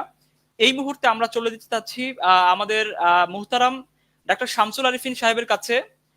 মুহতারাম, আপনি কি শুনতে পাচ্ছেন আমাকে? জি, শুনতে পাচ্ছি। জি মুহতারাম, আপনি ঠিক একটু আগে যে বিষয়টি বলতে চাচ্ছিলেন, আপনি ওই বিষয়টি দিয়ে শুরু করতে পারেন, এবং এরপরে আপনি এই বিষয়টি নিয়ে একটু কথা বলবেন, যেহেতু যে বিষয়টি মুহতারাম ইসমাইল হোসেন সাহেব এনেছেন, যে মসজিদের সামাজিকীকরণ ঘটে। আপনি একটু আগে আপনি বক্তব্যে বলছিলেন যে আপনার সন্তান মসজিদে আসার পরে বাইতুল্লাহ এই শব্দটি শিখছে, এবং মসজিদের সাথে নিজেকে জড়িয়ে সে খুব ভালো কিছু শিখছে। তো আপনি একটু আপনার ওই আলোচনাটির পরে আপনি এই বিষয়ে একটু টাচ করবেন যে শিশুর সামাজিকীকরণের ক্ষেত্রে, শিশুর সাইকোলজি ডেভেলপমেন্টের ক্ষেত্রে তাকে সোশ্যাল যে বিহেভিয়ার গুলো আছে, সমাজে বড়দেরকে সালাম দেওয়া, ছোটদেরকে স্নেহ করা, তার সাথে কিভাবে সে আচরণ করবে, এই বিষয়গুলো শেখানোর ক্ষেত্রে মসজিদের মতো সামাজিক প্রতিষ্ঠান কতটা ভূমিকা পালন করে, কতটা গুরুত্বপূর্ণ? জি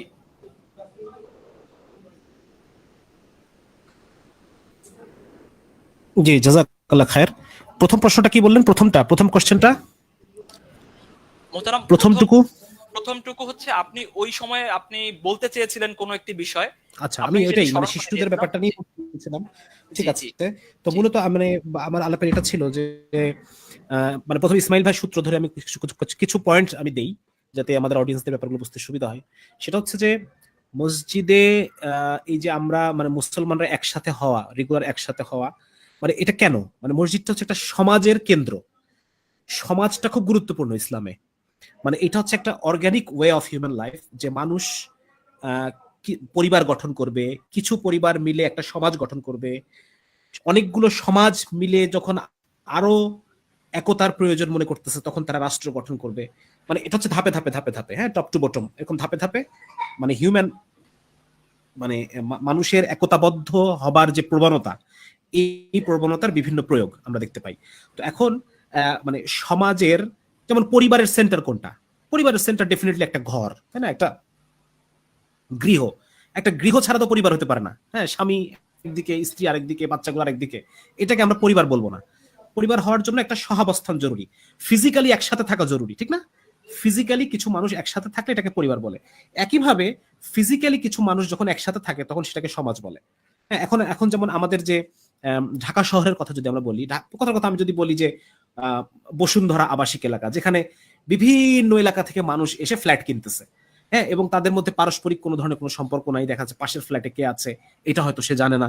তো এই জায়গায় কি করতে হবে, কি করলে পরে তারা পরস্পরকে জানবে? সেটা হচ্ছে যে একটা এখানে মসজিদ থাকতে হবে। মসজিদে একমাত্র উপায় যেখানে সবাই একসাথে ফিজিক্যালি জমা হয়, ঠিক না? তো যার কারণে একটা সমাজ গঠনের জন্য, সমাজের বিভিন্ন মানুষের মধ্যে, অপরিচিত মানুষের মধ্যে বন্ডিং তৈরি করার জন্য মসজিদের বিরাট বড় ভূমিকা আছে। এবং এটা সাইন্টিফিক্যালি এটা প্রুভেন এইভাবে। আপনাদেরকে আমি একটা বইয়ের নাম বলবো, বইটা এখনো বের হয় নাই, বইটা কালান্তর প্রকাশনী থেকে বের হবে। ডক্টর গওহর মুশতাকের লেখা বই, দ্য ইন্টেলিজেন্ট হার্ট। এই বইটা আপনারা যারা পড়তে চান এটা মানে সংগ্রহ করে পড়তে পারেন, তাহলে কি অনেকগুলো বিষয় খোলাসা হবে।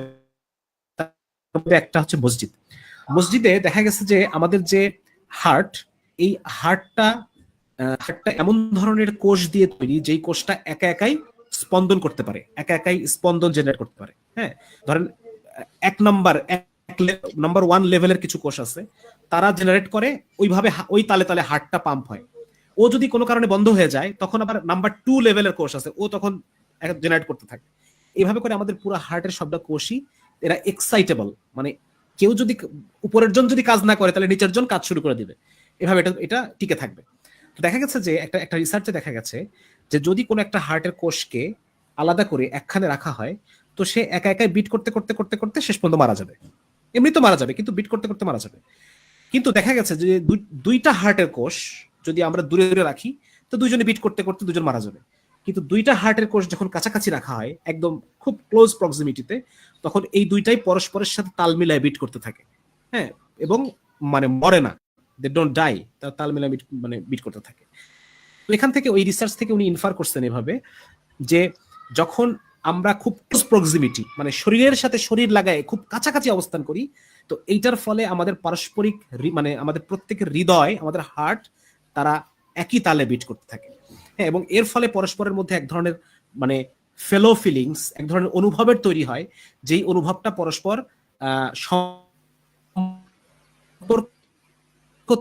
তৈরির ক্ষেত্রে একটা বিরাট ভূমিকা রাখে। মা তার নবজাতককে শুধু দুধই খাওয়ায় না, অনেকের মধ্যে এই ধারণা যে হ্যাঁ মা চাকরি করতেছে, দেখা যাচ্ছে অনেকে এক্সপ্রেসড মিল্ক বলি আমরা, যে সে বুকের দুধটাকে সে বের করে ফ্রিজে রেখে যায়, একজন কাজের মেয়ে খাওয়ায় দেয়। মানে ব্যাপারটা এরকম যে শিশু শুধুমাত্র দুধের জন্যই মায়ের উপর নির্ভরশীল না, মোটেও না, বরং শিশু তার মানসিক গঠনের জন্য মায়ের উপর নির্ভরশীল। একজন শিশুকে যখন মা ব্রেস্ট ফিড করায় তখন সে মায়ের বডির সাথে, হার্টের সাথে খুব ক্লোজ প্রক্সিমিটিতে থাকে, এবং মায়ের হার্টের সাথে তাল মিলে মিলে শিশুর হার্ট বিট করতে থাকে, এবং এর ফলে তার হার্ট ব্রেইন কানেকশনের মাধ্যমে শিশুর ব্যক্তিত্ব গঠন হয়। তো এগুলো আসলে এখন রিসার্চ হচ্ছে, আপনারা আরো হয়তো বা সামনে রিসার্চ হবে। নিউরোকার্ডিওলজি নামে একটা নতুন ব্রাঞ্চ তৈরি হয়েছে যেটা রিসার্চ করে হার্টের brain, the brain, small brain in the heart, এটা নিয়ে তারা রিসার্চ করতেছে। তো যার কারণে আমি এটা থেকে বলতে চাচ্ছি যে মসজিদের মধ্যে যখন অনেক অপরিচিত মানুষ একত্রিত হয়, ক্লোজ প্রক্সিমিটি, বডির সাথে বডি লাগায় তারা একসাথে একটা কাজ করে, তো এর ফলে তাদের মধ্যে ভ্রাতৃত্ববোধ বাড়ে। হ্যাঁ, তাদের মধ্যে ভ্রাতৃত্ববোধ, একতা বোধ, পরিচয় বোধ, যে আমরা সবাই মুসলমান। হ্যাঁ, এই পরিচয় বোধটা তাদের মধ্যে বাড়ে। তো যার কারণে এটা আমি একটা সায়েন্টিফিক পয়েন্ট অফ ভিউ বললাম, যেখান থেকে আমরা বুঝতে পারতেছি যে মসজিদে গিয়ে, এই জন্য রাসূল সাল্লাল্লাহু আলাইহি ওয়াসাল্লাম দেখেন মদিনাতে গিয়ে আল্লাহ রসুল নিজের বাড়ি তৈরি করার আগে মসজিদ তৈরি করছে। এটা এটা কিন্তু খুব বড় একটা পয়েন্ট, যে একজন মানুষ তার সমস্ত কিছু ত্যাগ করে, হ্যাঁ, তার দুইজন স্ত্রী, তখন আম্মাজান আয়েশা রাদিয়াল্লাহু তাআলা আনহা এবং সাউদা রাদিয়াল্লাহু তাআলা দুজন স্ত্রী নিয়ে আসছেন, সেখানে তার কন্যা সন্তান আছে, বিবাহিতা কন্যা সন্তান, তাদের কারো ঘর বাড়ির কোনো ফিকির সেটা উনি আগে না করে সবার আগে উনি কি ফিকির করলেন, এই উটটা যেখানে গিয়ে বসবে সেখানে মসজিদ তৈরি হবে। আল্লাহ রাসূল সাল্লাল্লাহু আলাইহি ওয়াসাল্লাম সেখানে মসজিদ তৈরি করলেন। তার মানে এই যে মুহাজির এবং আনসার সম্পূর্ণ ভিন্ন পরিবেশে মানুষ হওয়া দুইটা দুইটা মানে গ্রুপ অফ পিপল, এদের মধ্যে ভ্রাতৃত্ববোধ তৈরি করতে হলে একটা মসজিদ লাগবে, ঠিক আছে না, একটা কমন প্লেস লাগবে, যেটা শুধুমাত্র মানে সালাত না, বরং সেটা একই সাথে সেটা ব্যক্তির হেদায়েতের কেন্দ্র হবে, সেটা পরিবার গঠনের কেন্দ্র হবে। আপনারা যদি দেখেন কোন সাহাবী অবিবাহিত থাকলে রাসূলকে এসে বলতেছে ইয়া রাসূলুল্লাহ, হযরত জুলাইবিব রাদিয়াল্লাহু তাআলা আল্লাহ রাসূলকে এসে বলতেছে ইয়া রাসূলুল্লাহ, আমি বিবাহের ইচ্ছা রাখি কিন্তু আমাকে কেউ পছন্দ করতেছে না। কোন কন্যা দায়গ্রস্ত পিতা এসে রাসূলকে বলতেছে ইয়া রাসূলুল্লাহ, আমার মেয়েকে বিবাহের একটা ব্যবস্থা করে দেন। মানে পরিবার গঠনটাও মসজিদে হচ্ছে, বিয়ে পড়ানোটা মসজিদে হচ্ছে, ওয়ালিমা মসজিদে হচ্ছে, ঠিক না? মানে দেখেন, খেয়াল করেন যে ব্যক্তির হেদায়েত, পরিবার গঠন, হ্যাঁ, সমাজের কেন্দ্র, যত কার্যক্রম, সামাজিক দাওয়া কার্যক্রম, সামাজিক বন্টন কার্যক্রম, হ্যাঁ, যাকাত বন্টনের বিষয়গুলো মসজিদে হচ্ছে, সব ধরনের বিষয়গুলো, সেই সাথে রাষ্ট্রীয় যত কার্যক্রম আছে, রাষ্ট্রীয় বিচার, কোনো যুদ্ধের ব্যাপারে পরামর্শ, হ্যাঁ, কোনো প্রবলেম আসছে সেই প্রবলেমের ব্যাপারে তাদের চিন্তা ভাবনা, এগুলো সব মসজিদে হচ্ছে। তার মানে মসজিদ এমন একটা কেন্দ্র, যে কেন্দ্রটা আমাদেরকে মানে মুসলিম আত্মপরিচয়টাকে উপলব্ধি করা। যত বেশি আপনি মসজিদ থেকে দূরে চলে যাবেন, ততই আপনি ইসলাম থেকে দূরে চলে যাবেন, ইসলামের আত্মপরিচয় থেকে দূরে চলে যাবেন। তো যার কারণে এটা একটা খুব ইম্পর্টেন্ট বিষয় যে মসজিদ এভাবে ফাংশন করে, এবং এটা মানে মুসলমান সমাজকে কনসলিডেট করে। আরেকটা বিষয় এখানে আলোচনা আসছে, সেটা হচ্ছে বাচ্চাদের ক্ষেত্রে খুব চমৎকার। আমাদের মসজিদ প্রেমী নামে একটা গ্রুপ আছে, আপনারা জানেন, আমাদের খুলনার মুনতাসির মামুন ভাই এই খুব বিশেষ দায়িত্ব সহকারে উনি বাচ্চাদের উপরে মেহনতটা করেন। সেটা হচ্ছে মসজিদে বাচ্চাদেরকে নিয়ে এসে বিভিন্ন ধরনের প্রতিযোগিতা, বাচ্চারা গিফট পেলে গিফট অনেক খুশি হয়, সেটা যত ছোটই হোক না কেন, যত ছোট গিফট হোক না কেন, সে যদি কোনো একটা অ্যাচিভমেন্টের ফলে একটা গিফট পায়, এর ফলে তার মধ্যে একটা কনফিডেন্স, একটা লিডারশিপ কোয়ালিটি, তার মধ্যে একটা একটা একটা পরিচয় বোধ, তার মধ্যে একটা ওন করা যে এই মসজিদটা আমার, হ্যাঁ, এটা আমার জায়গা, এটা আমার কেন্দ্র। হ্যাঁ, একজন আপনারা জানেন যে একজন বাংলাদেশে একজন হার্ট সার্জন আছেন, স্যারের নাম হচ্ছে এস আর খান। আমি যতদূর জানি 1971 উনি বাংলাদেশে প্রথম ওপেন হার্ট সার্জারি করেন, আমাদের তাবলীগের একজন বেশ বড় মুরব্বী আর কি। তো উনি একটা কথা বলছেন যে মুসলমানের আবার ক্লাব কি? ক্লাব মানে কি? ক্লাব মানে যেখানে মানুষ অবসর মানায়, যেখানে মানুষ বিভিন্ন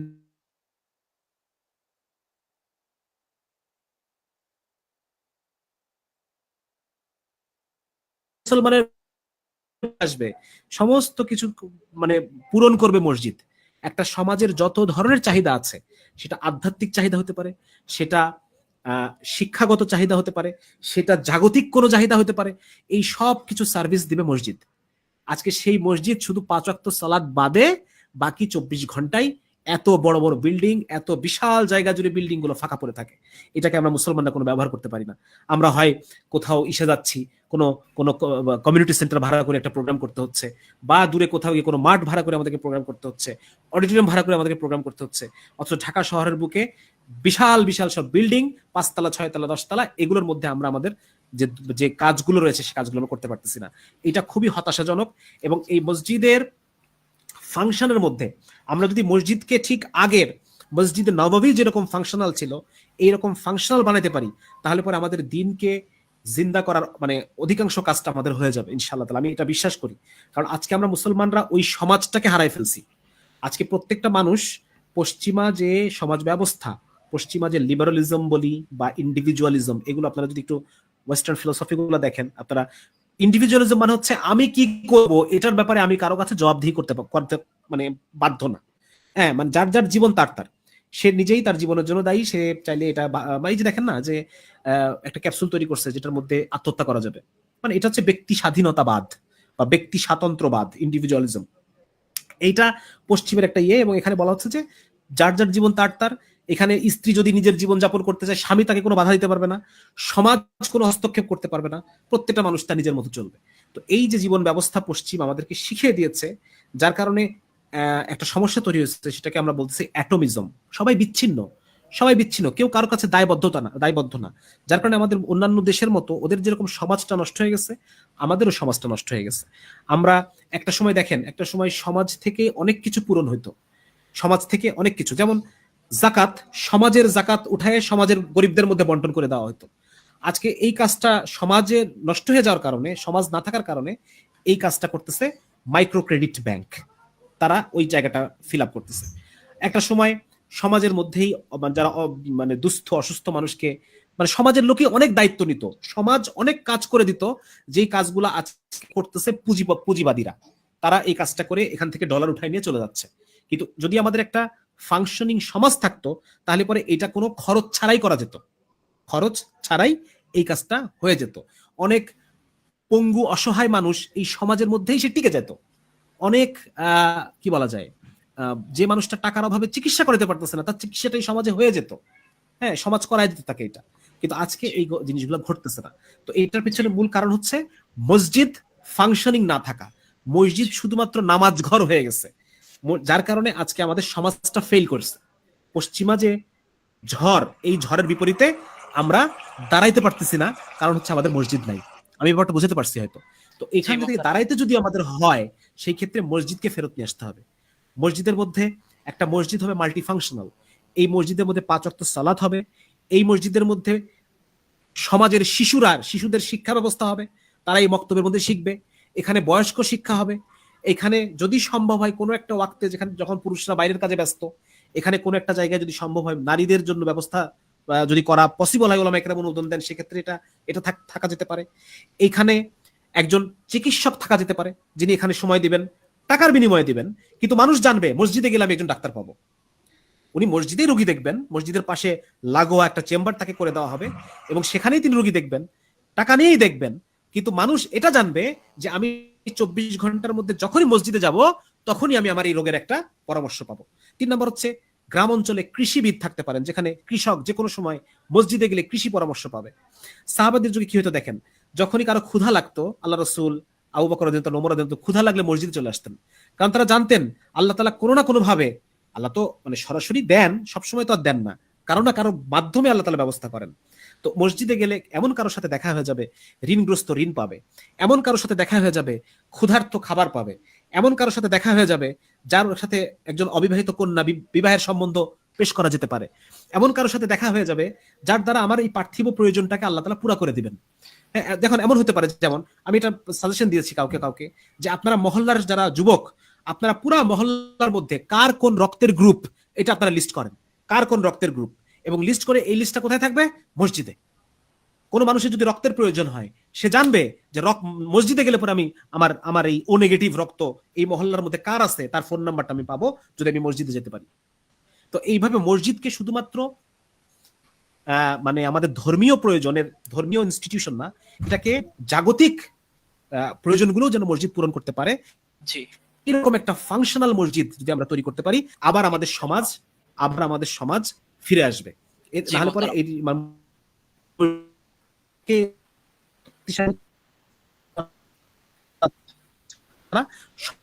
সমাজ ফিরে আনা সম্ভব না।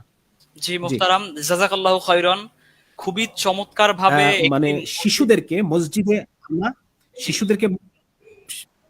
বলুন জি, শিশুদেরকে মসজিদে আনা এবং মসজিদে বিভিন্ন অ্যাক্টিভিটির সাথে, দেখেন আজকে ঢাকা শহরে কি হচ্ছে আপনাদেরকে বলি। ঢাকা শহরে আমি দেখি যে শিশুদের খেলার কোনো জায়গা নেই। এই শিশুরা কোনোখানেই খেলতে পারতেছে না, তাদের জন্য সুস্থ বিনোদনের কোনো জায়গা নেই। এই শিশুটার যে ব্রেইনে ডোপামিন নিঃসরণ হতে হবে, তার যে আনন্দ লাগতে হবে, তার যে মনের মধ্যে তার যে কি বলা যায়, তার যে স্ট্রেস রিলিভ হইতে হবে, এরকম কোনো জায়গা এখন ঢাকা শহরে শিশুদের নাই। আমাদের শৈশবে আমরা 24 ঘন্টার মধ্যে 15 ঘন্টা আমরা গাছের উপরে থাকতাম, হ্যাঁ, এই পেয়ারা গাছে, এই ডাব গাছে, এই সেখানে খেলাধুলা করতাম, ফুটবল খেলতাম, ক্রিকেট খেলতাম, তার জন্য খেতাম যে দুপুর রোদে কেন খেলতে গেছো। আজকে আমার সন্তানকে আমি সেই শৈশবটা দিতে পারতেছি না। এটার প্রয়োজনটা পুরা করতে পারে মসজিদ। খুব চমৎকার ভাবে দেখাইছেন আমাদের মুনতাসির মামুন ভাই তার মসজিদ প্রেমী গ্রুপের মাধ্যমে। হ্যাঁ, মসজিদ প্রেমী গ্রুপের মাধ্যমে উনি শিশুদের জন্য বিভিন্ন রকমের প্রতিযোগিতা, মসজিদের মধ্যে বিভিন্ন ধরনের কি বলা যায়, চ্যাম্পিয়নশিপ প্রতিযোগিতা, ছোট ছোট খেলা, ছোট ছোট এরকম জি ছবি মোহতারাম, অঙ্কন, আপনাকে রচনা একটু প্রতিযোগিতা, অবগত যেটার মধ্যে করছি। দিয়ে জি, মুনতাসির মামুন ভাই আমাদের এই প্রতিযোগিতায় তিনি অংশও নিয়েছেন। তিনি আমাদের প্রতিযোগিতায় একজন অংশও নিয়েছেন এবং তার মসজিদের বিস্তারিত আমাদেরকে লিখেও পাঠিয়েছেন। মোহতারাম, আপনার কাছে আসবো, তার আগে আমি একটু পাঠক মেলার পাঠক এবং আজকের এই লাইভের দর্শকদের উদ্দেশ্যে একটি কথা বলতে চাই। বই পড়া একটি এমন বিপ্লব, যেই বিপ্লবটি আমরা এতক্ষণের আলোচনায় জানছিলাম যে আমাদের মসজিদ ছিল পাঠাগার, মসজিদ ছিল বিচারালয়, মসজিদ ছিল আমাদের সকল ভালো কাজের কেন্দ্র। তো বই পড়া হচ্ছে এমন একটি গুরুত্বপূর্ণ বিষয় যেটি আমাদের বলা হয় যে বই পড়লে আমাদের মনের উন্নতি হয়, আমাদের চিন্তার উন্নতি হয়, এবং চিন্তার উন্নতি, চিন্তার বিনির্মাণ ছাড়া কোনো জাতি তাদের প্রকৃত যে মুক্তি সেটি অর্জন করতে পারে না। পাঠক মেলা, বায়ান সত্যায়ন পাঠক মেলা ঠিক এই জায়গাটিতে কাজ করছে। বায়ান সত্যায়ন পাঠক মেলা আমাদের পাঠকদের উদ্দেশ্যে আমাদের বই পড়াকে আরো চিত্তাকর্ষক ভাবে কিভাবে আমাদের সারা বাংলাদেশে বই পড়ার যে একটি বিপ্লব সাধিত হতে পারে, বই বসন্ত ছড়িয়ে দেওয়া যায়, বুক রেভুলেশন ছড়িয়ে দেওয়া যায়, এটি নিয়ে কাজ করছে বায়ান সত্যায়ন পাঠক মেলা। বায়ান সত্যায়ন পাঠক মেলার ব্যাপারে আমরা হয়তো আপনাদের আরো চিত্তাকর্ষক এবং আনন্দদায়ক করতে আমরা এরকম কোন প্রজেক্ট আনতে পারি। মোহতারাম শক্তি ভাইয়া, আপনার মাইক্রোফোনটি একটু অফ করবেন কি? জি জি, আমরা হয়তো পাঠক মেলা থেকে এমন কোন প্রোগ্রামও আনতে পারি, সেটি হচ্ছে বুক ব্যাটল। আপনারা হয়তো এই শব্দটির সাথে নতুন পরিচিত হতে যাচ্ছেন। আমরা হয়তো বুক ব্যাটল নামে পাঠক মেলার পক্ষ থেকে কোনো আয়োজনও সামনে আনতে পারি। এই আয়োজনে আমাদের যেমন হতে পারে যে একজন আছেন ব্রাহ্মণবাড়িয়ার, তিনি ব্রাহ্মণবাড়িয়া থেকে, এবং আরেকজন থাকতে পারেন ফরিদপুর থেকে। তো এভাবে নির্দিষ্ট এলাকার কিছু পাঠক যারা থাকবেন এবং অন্য এলাকার পাঠক যারা থাকবেন, এদের মধ্যে বই নিয়ে লড়াই হবে, বইয়ের জ্ঞান নিয়ে লড়াই হবে, বুক ব্যাটল। এভাবে আমরা আমাদের বই চর্চাকে আরো ছড়িয়ে দিব ইনশাল্লাহ। এটি নিয়ে আপনাদের জন্য খুবই চমৎকার কিছু ফিচারে, কিছু ওয়েবসাইটের মাধ্যমে আমরা এই ধরনের বিষয়গুলো আপনাদের সামনে উপস্থাপন করব ইনশাল্লাহ। আশা করছি যে এই ধরনের বুক ব্যাটল এবং বুক চ্যালেঞ্জ এবং আরো গুরুত্বপূর্ণ এবং চিত্তাকর্ষক বিষয়গুলোর সাথে পরিচিত হতে এবং এক্সপেরিয়েন্স নিতে আপনারা বায়ান সত্যায়ন পাঠক মেলার সাথেই থাকবেন। আমরা একটি বিগ অ্যানাউন্সমেন্ট খুব শীঘ্রই ঘোষণা করবো ইনশাল্লাহ। ততক্ষণ পর্যন্ত আপনারা বায়ান সত্যায়ন পাঠক মেলার সাথেই আশা করি থাকবেন।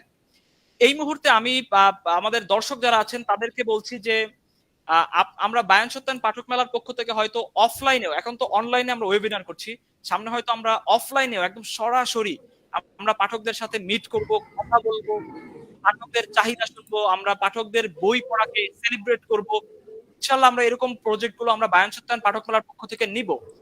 তো এই কোন এলাকায় আপনারা প্রথম অফলাইন, আমাদের এই অফলাইন সেমিনার গুলো চান পাঠক মেলার পক্ষ থেকে, সেটি আমাদেরকে কমেন্ট করে কিন্তু এই মুহূর্তে জানাতে পারেন ইনশাল্লাহ।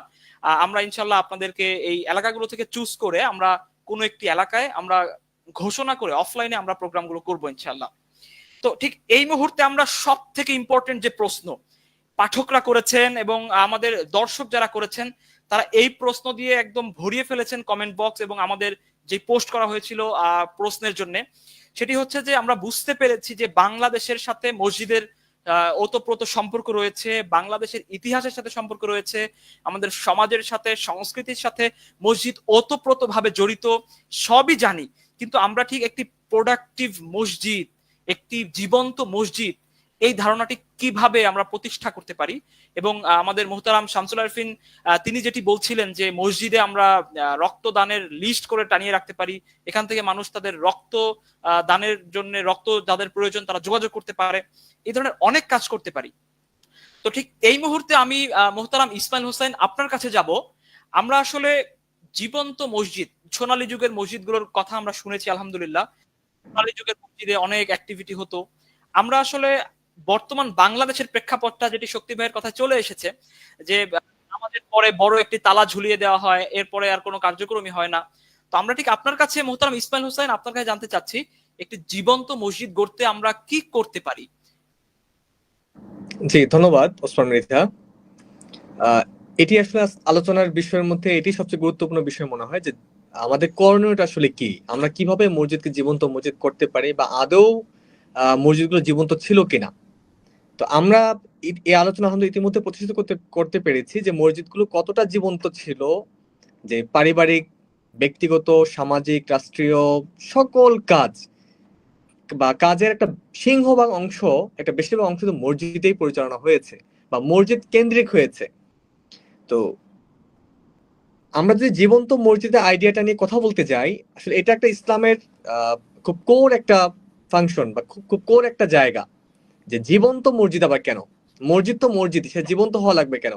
হ্যাঁ, একটা সময় মসজিদ বলতে জীবন্ত মসজিদে বোঝানো হতো, কিন্তু আজকে যখন 1400 বছর পরে মসজিদ তালা দেখতে পাই, তখন মনে হয় আসলে এই মসজিদটা কি মসজিদ কিনা, বা এই মসজিদটা কি জীবন্ত মসজিদ কিনা। যে একটা সময় তালাটা ছিল না, একটা সময় 24 ঘন্টাই মানুষ মসজিদে যাতায়াত করতে পারতো, তাদের যাতায়াতে কোনো বাধা দেওয়া হতো না, তারা ইবাদত করতে পারতো। দেখা যাচ্ছে সে সফর থেকে আসছে, তার এলাকার যে মসজিদ আছে সেই মসজিদে সে 2 রাকাত নফল নামাজ পড়ে তারপর সে বাসায় যাচ্ছে। যুদ্ধ থেকে ফেরত আসছে, সাহাবায়ে কেরাম মসজিদে ঢুকতেছেন, সেটা হয়তো রাত 12টায়, হয়তো সেটা 2টায়, হতে পারে দিনের 4টায়, কোনো সমস্যা নেই। যে যখন আসছেন আগে 2 রাকাত মসজিদে নামাজ পড়ে তারপর হয়তো বাড়িতে যাচ্ছেন। তো এই যে যে কোনো সময় মসজিদে প্রবেশের যে সুযোগটা ছিল সেটা কিন্তু এখন নেই, বা সামাজিক যে কার্যক্রমগুলো মসজিদে হতো সেটাও কিন্তু এখন অনেকাংশে কমে আসছে। এবং অনেক কাজই মসজিদে করার সুযোগ আছে, আমি বলবো যে 1 টাকার মসজিদ থেকে শুরু করা উচিত, সেটা হচ্ছে মক্তব। আমরা অসংখ্য মসজিদের কাজের তালিকা যদি বলতে যাই, অনেক কাজ করা যাবে, সভা করা যাবে, সেমিনার করা যাবে, জুম্মার খুতবা কেন প্রাণবন্ত করা যাবে, মহল্লার মানুষের মধ্যে বিভিন্ন ধরনের পাঠশালা প্রজেক্ট করা যাবে, কুইজের আয়োজন করা যাবে, ঈদ কেন্দ্রিক কার্যক্রম করা যাবে, নানান কিছুই করা যাবে। কিন্তু আমরা বলবো যে এগুলো আগে আমরা মসজিদের মক্তবটাকে, যেটা আমাদের এই শিক্ষার সাথে সম্পৃক্ত ছিল, আমাদের আদব আখলাক শেখানোর জন্য মসজিদ অত্যন্ত গুরুত্বপূর্ণ একটি ভূমিকা পালন করতো, সে জায়গাটা আমরা শুরু করতে পারি। যে মসজিদকে জীবন্ত করার জন্য প্রথম ধাপ হচ্ছে মক্তবকে আমরা কাজে লাগানো, মক্তবকে আরো প্রাণবন্ত করে শুরু করা, শিশুদেরকে মসজিদে নিয়ে আসা। আর দ্বিতীয়ত আলহামদুলিল্লাহ আমরা আজকে আলোচনায় যে বিষয়গুলো নিয়ে আসলাম, যে মসজিদ কিন্তু অনেক কার্যক্রম হওয়ার সুযোগ আছে, সেগুলো এক এক এলাকায় এক এক ধরনকে সামনে রেখে সেই কার্যক্রমগুলো আমরা সামনে নিতে পারি। এবং আপনি দেখবেন যে আসলে মসজিদের যে কার্যক্রম সেটা মসজিদের নববী থেকে শুরু করে আজকে মসজিদের নববীতেও কিন্তু একটা পাঠাগার রয়েছে। আজকে মক্কাতুল মুকাররমাও কিন্তু একটা বড় পাঠাগার রয়েছে, লাইব্রেরি রয়েছে, মাকতাবা রয়েছে। এবং শুধু তাই না, আপনি দেখেন পৃথিবীর সবচেয়ে পুরাতন বিশ্ববিদ্যালয়গুলোর মধ্যে জামিয়াতুল আজহার অন্যতম। আসলে জামিয়াতুল আজহার হুট করে কি জামিয়াতুল আজহার হয়ে গেল?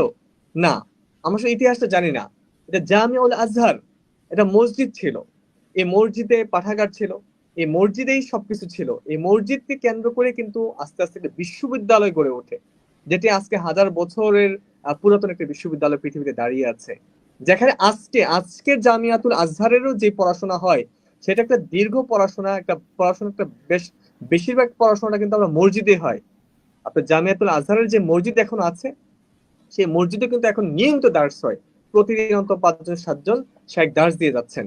এবং এখন আপনি মসজিদ নববীতে গেলেও দেখবেন যে মসজিদ কেন্দ্রিক প্রচুর দার্স হচ্ছে, আসর নামাজের পরে দার্স হচ্ছে, মাগরিব নামাজের পরে দার্স হচ্ছে, মাক্কাতুল মুকাররমাতেও পেয়ে দেখবেন যে প্রচুর পরিমাণ দার্স হচ্ছে। তাই মসজিদকে আসলে জীবন্ত করার জন্য প্রচুর পরিমাণ কাজ করার আমাদের সুযোগ আছে। আলহামদুলিল্লাহ বাংলাদেশে আপনি দেখবেন যে মসজিদ কেন্দ্রিক নানান ছোট ছোট মাদ্রাসা গড়ে উঠেছে, কোথায় কোথাও অনেক বড় মাদ্রাসা গড়ে উঠেছে। বাংলাদেশেও কিন্তু এটা থেকে বিচ্ছিন্ন না, বাংলাদেশেও আমরা এই সংস্কৃতি আমরা করে আসছি, এই সংস্কৃতি আমরা দেখে আসছি, যে বাংলাদেশেও হাজারো লক্ষ মসজিদের সাথে লক্ষ ছোট ছোট মাদ্রাসাও জড়িয়ে আছে। মসজিদকে আলহামদুলিল্লাহ আমরা প্রাণবন্ত করতে পারি, নানান উপায়ে করতে পারি।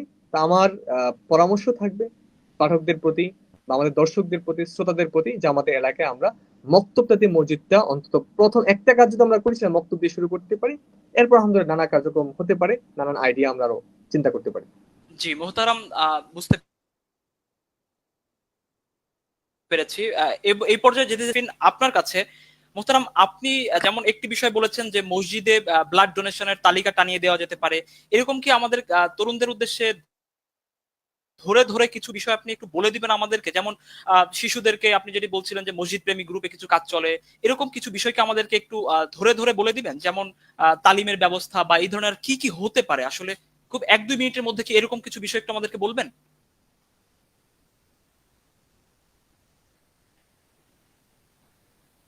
মোহতারাম ডাক্তার শামসুল আরেফিন, আপনি শুনতে পাচ্ছেন? জি ভাই, আসলে মসজিদে আসলে অনেক কিছু হতে পারে।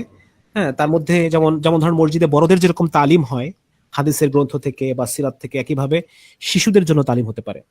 2 নম্বর হচ্ছে শিশুদেরকে নিয়ে বিভিন্ন ধরনের প্রতিযোগিতা আয়োজন করা যেতে পারে। যেমন আহ কথার কথা, শিশুদেরকে নিয়ে আমি মিরাজের ঘটনা লেখার প্রতি একটা রচনা প্রতিযোগিতা আমি আয়োজন করলাম, ছোট ছোট কুইজ আয়োজন করলাম।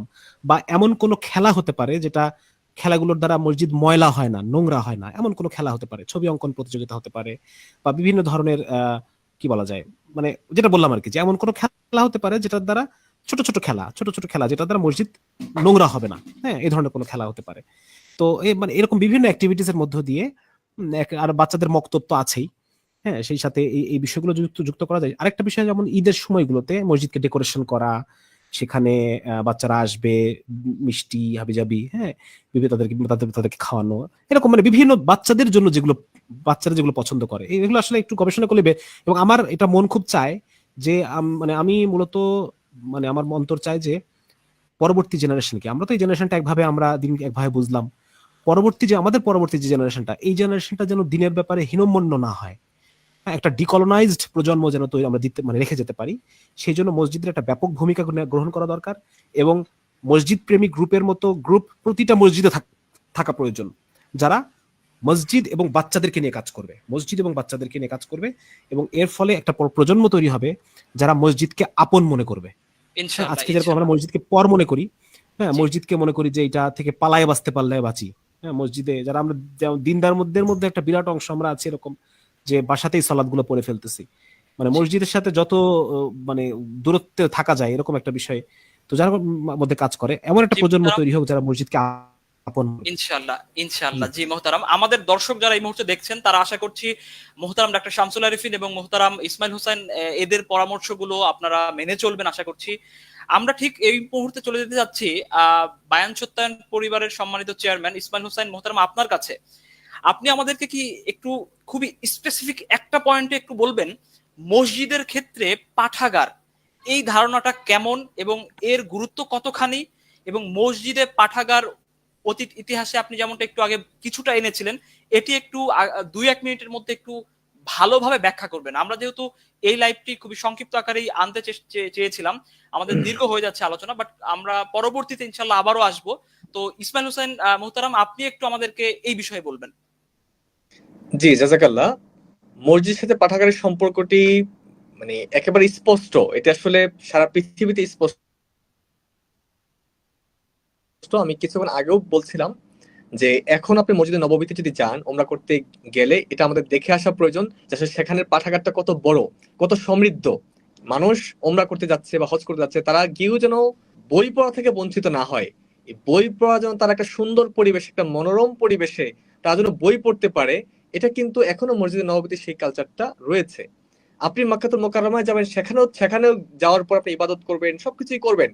এরপর আপনার যদি সময় থাকে আপনি যেন বই পড়া থেকে বঞ্চিত না হন। সেখানেও কিন্তু একটা চমৎকার পরিবেশ রয়েছে।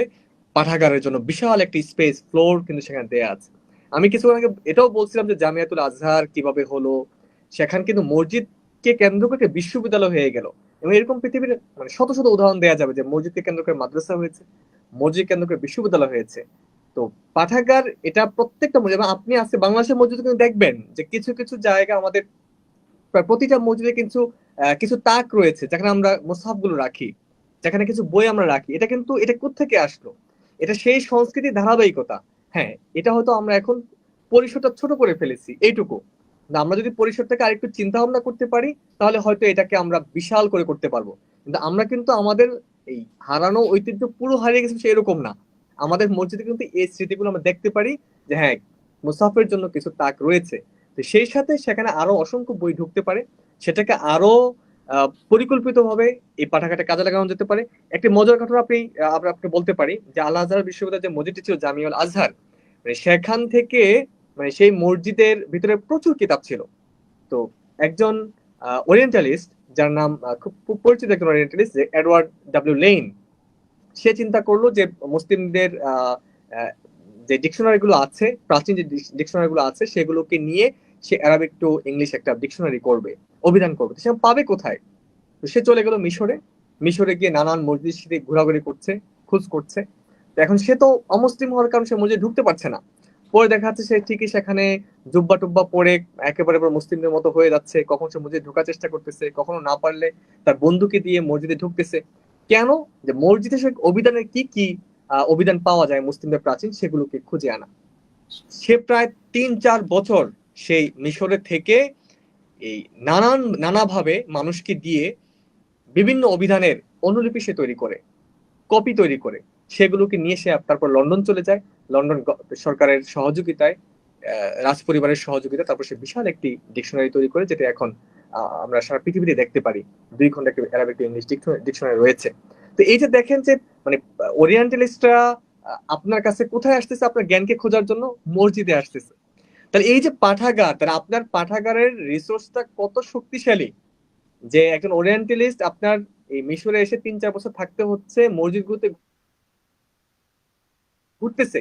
মসজিদের কালচার, পাঠাগারের কালচার, আমাদের শিক্ষার কালচার, এগুলো আসলে একটা একটার সাথে খুব চমৎকারভাবে জড়িয়ে আছে। আজকে আমাদের সময় খুবই সংক্ষিপ্ত, এজন্য আসলে বিস্তারিত বলার আমরা সময় পাচ্ছি না। জি মোহতারাম, বাকি এটা আমরা ঠিক বুঝতে পেরেছি যে আমাদের মসজিদের ভেতরে যে সমৃদ্ধ পাঠাগার ছিল, সেই পাঠাগার থেকে ইউরোপ আলোকিত হওয়ার চেষ্টা করেছে, কোনোভাবে তারা আমাদের বইগুলো কপি করার চেষ্টা করেছে, আমি বুঝতে পেরেছি। আপনাকে অসংখ্য শুকরিয়া। আমরা ঠিক আর বেশি লম্বা করব না, আমাদের আলোচনার একদম শেষ পর্যায়ে আমরা চলে এসেছি। আপনারা জানেন যে মসজিদ ভাবনার এই আয়োজনটিতে আমরা এই ঈদের সময় আমরা শুরু করেছিলাম। এই দীর্ঘ 1 মাস যাবত আমাদের কাছে বেশ কিছু লেখা দেশের বিভিন্ন প্রান্ত থেকে এসেছে মসজিদ ভাবনা 1 নামে। আমরা এবং এই মসজিদ ভাবনা 1 যেটি শুরু হয়েছে, এটি প্রতি বছরই ইনশাআল্লাহ আমরা মসজিদ ভাবনা 1-এর পরে মসজিদ ভাবনা 2, 3 এভাবে আমরা কন্টিনিউ করব।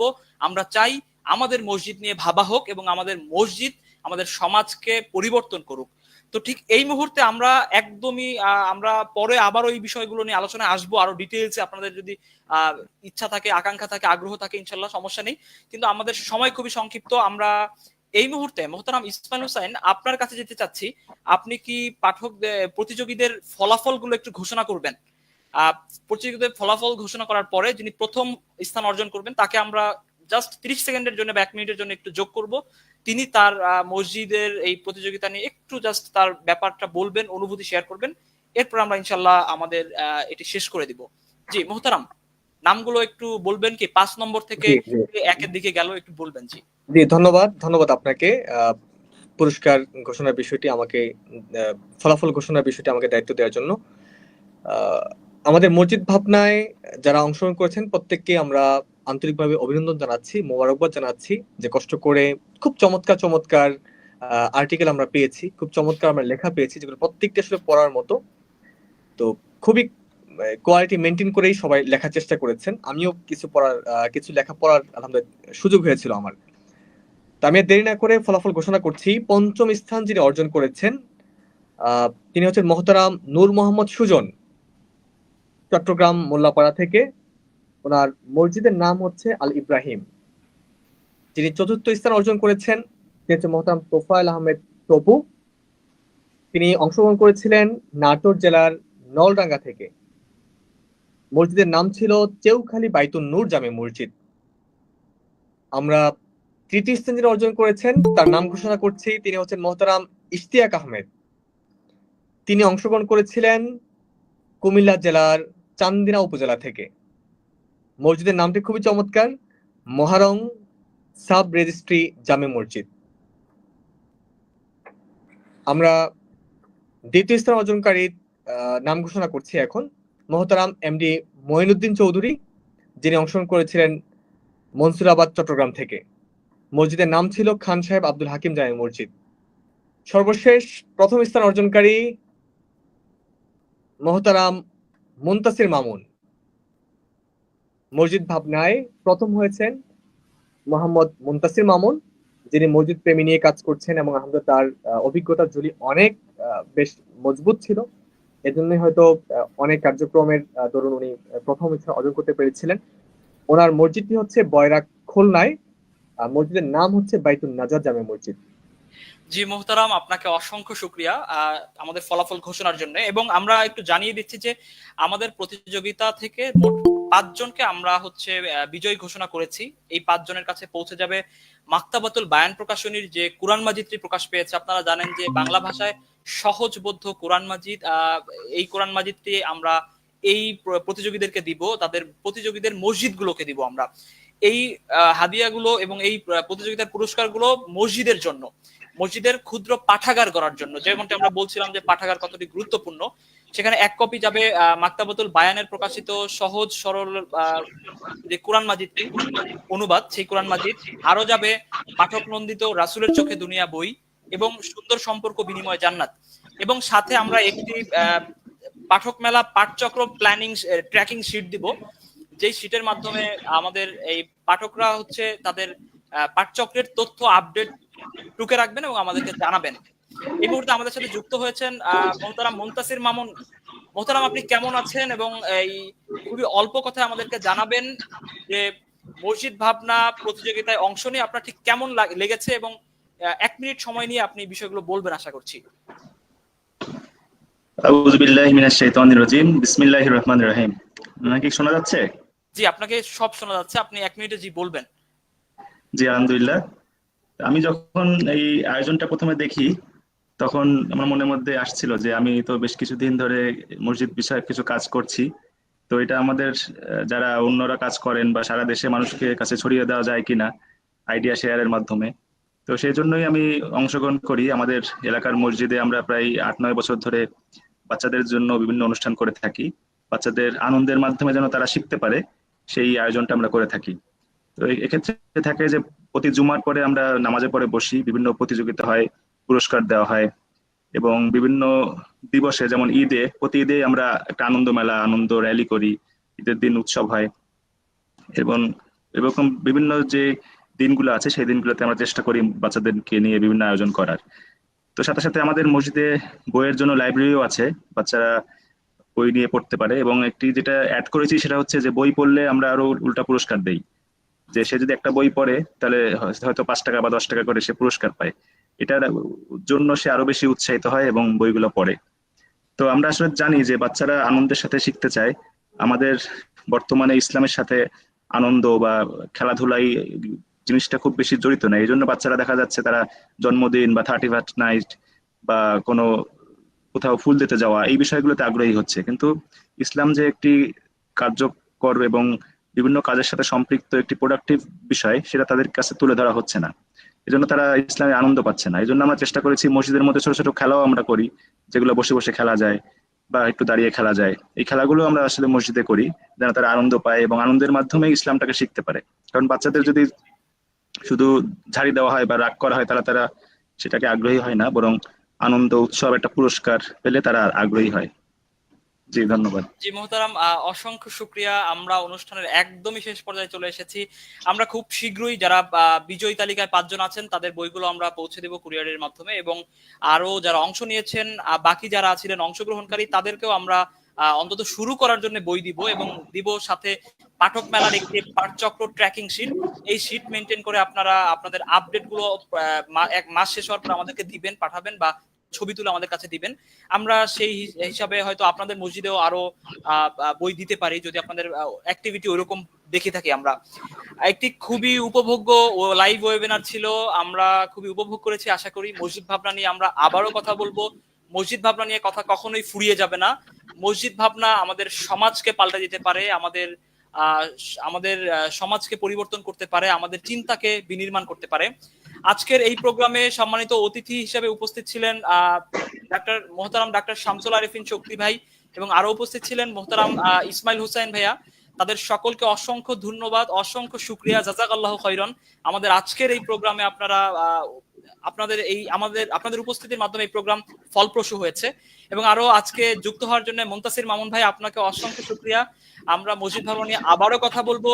আপনারা পাঠক মেলার সাথে যুক্ত থাকুন। পাঠক মেলা ইনশাআল্লাহ আপনাদেরকে বই বিষয়ক, জ্ঞান বিষয়ক নতুন নতুন কিছু এক্সপেরিয়েন্স দিতে আপনাদের সামনে আসছে। আমরা বিগ একটি অ্যানাউন্সমেন্ট খুব শীঘ্রই দিব ইনশাআল্লাহ। ততক্ষণ পর্যন্ত আমাদের সাথেই থাকুন। আসসালামু আলাইকুম ওয়া রাহমাতুল্লাহ। ওয়া আলাইকুম আসসালাম ওয়া রাহমাতুল্লাহি ওয়া বারাকাতুহু।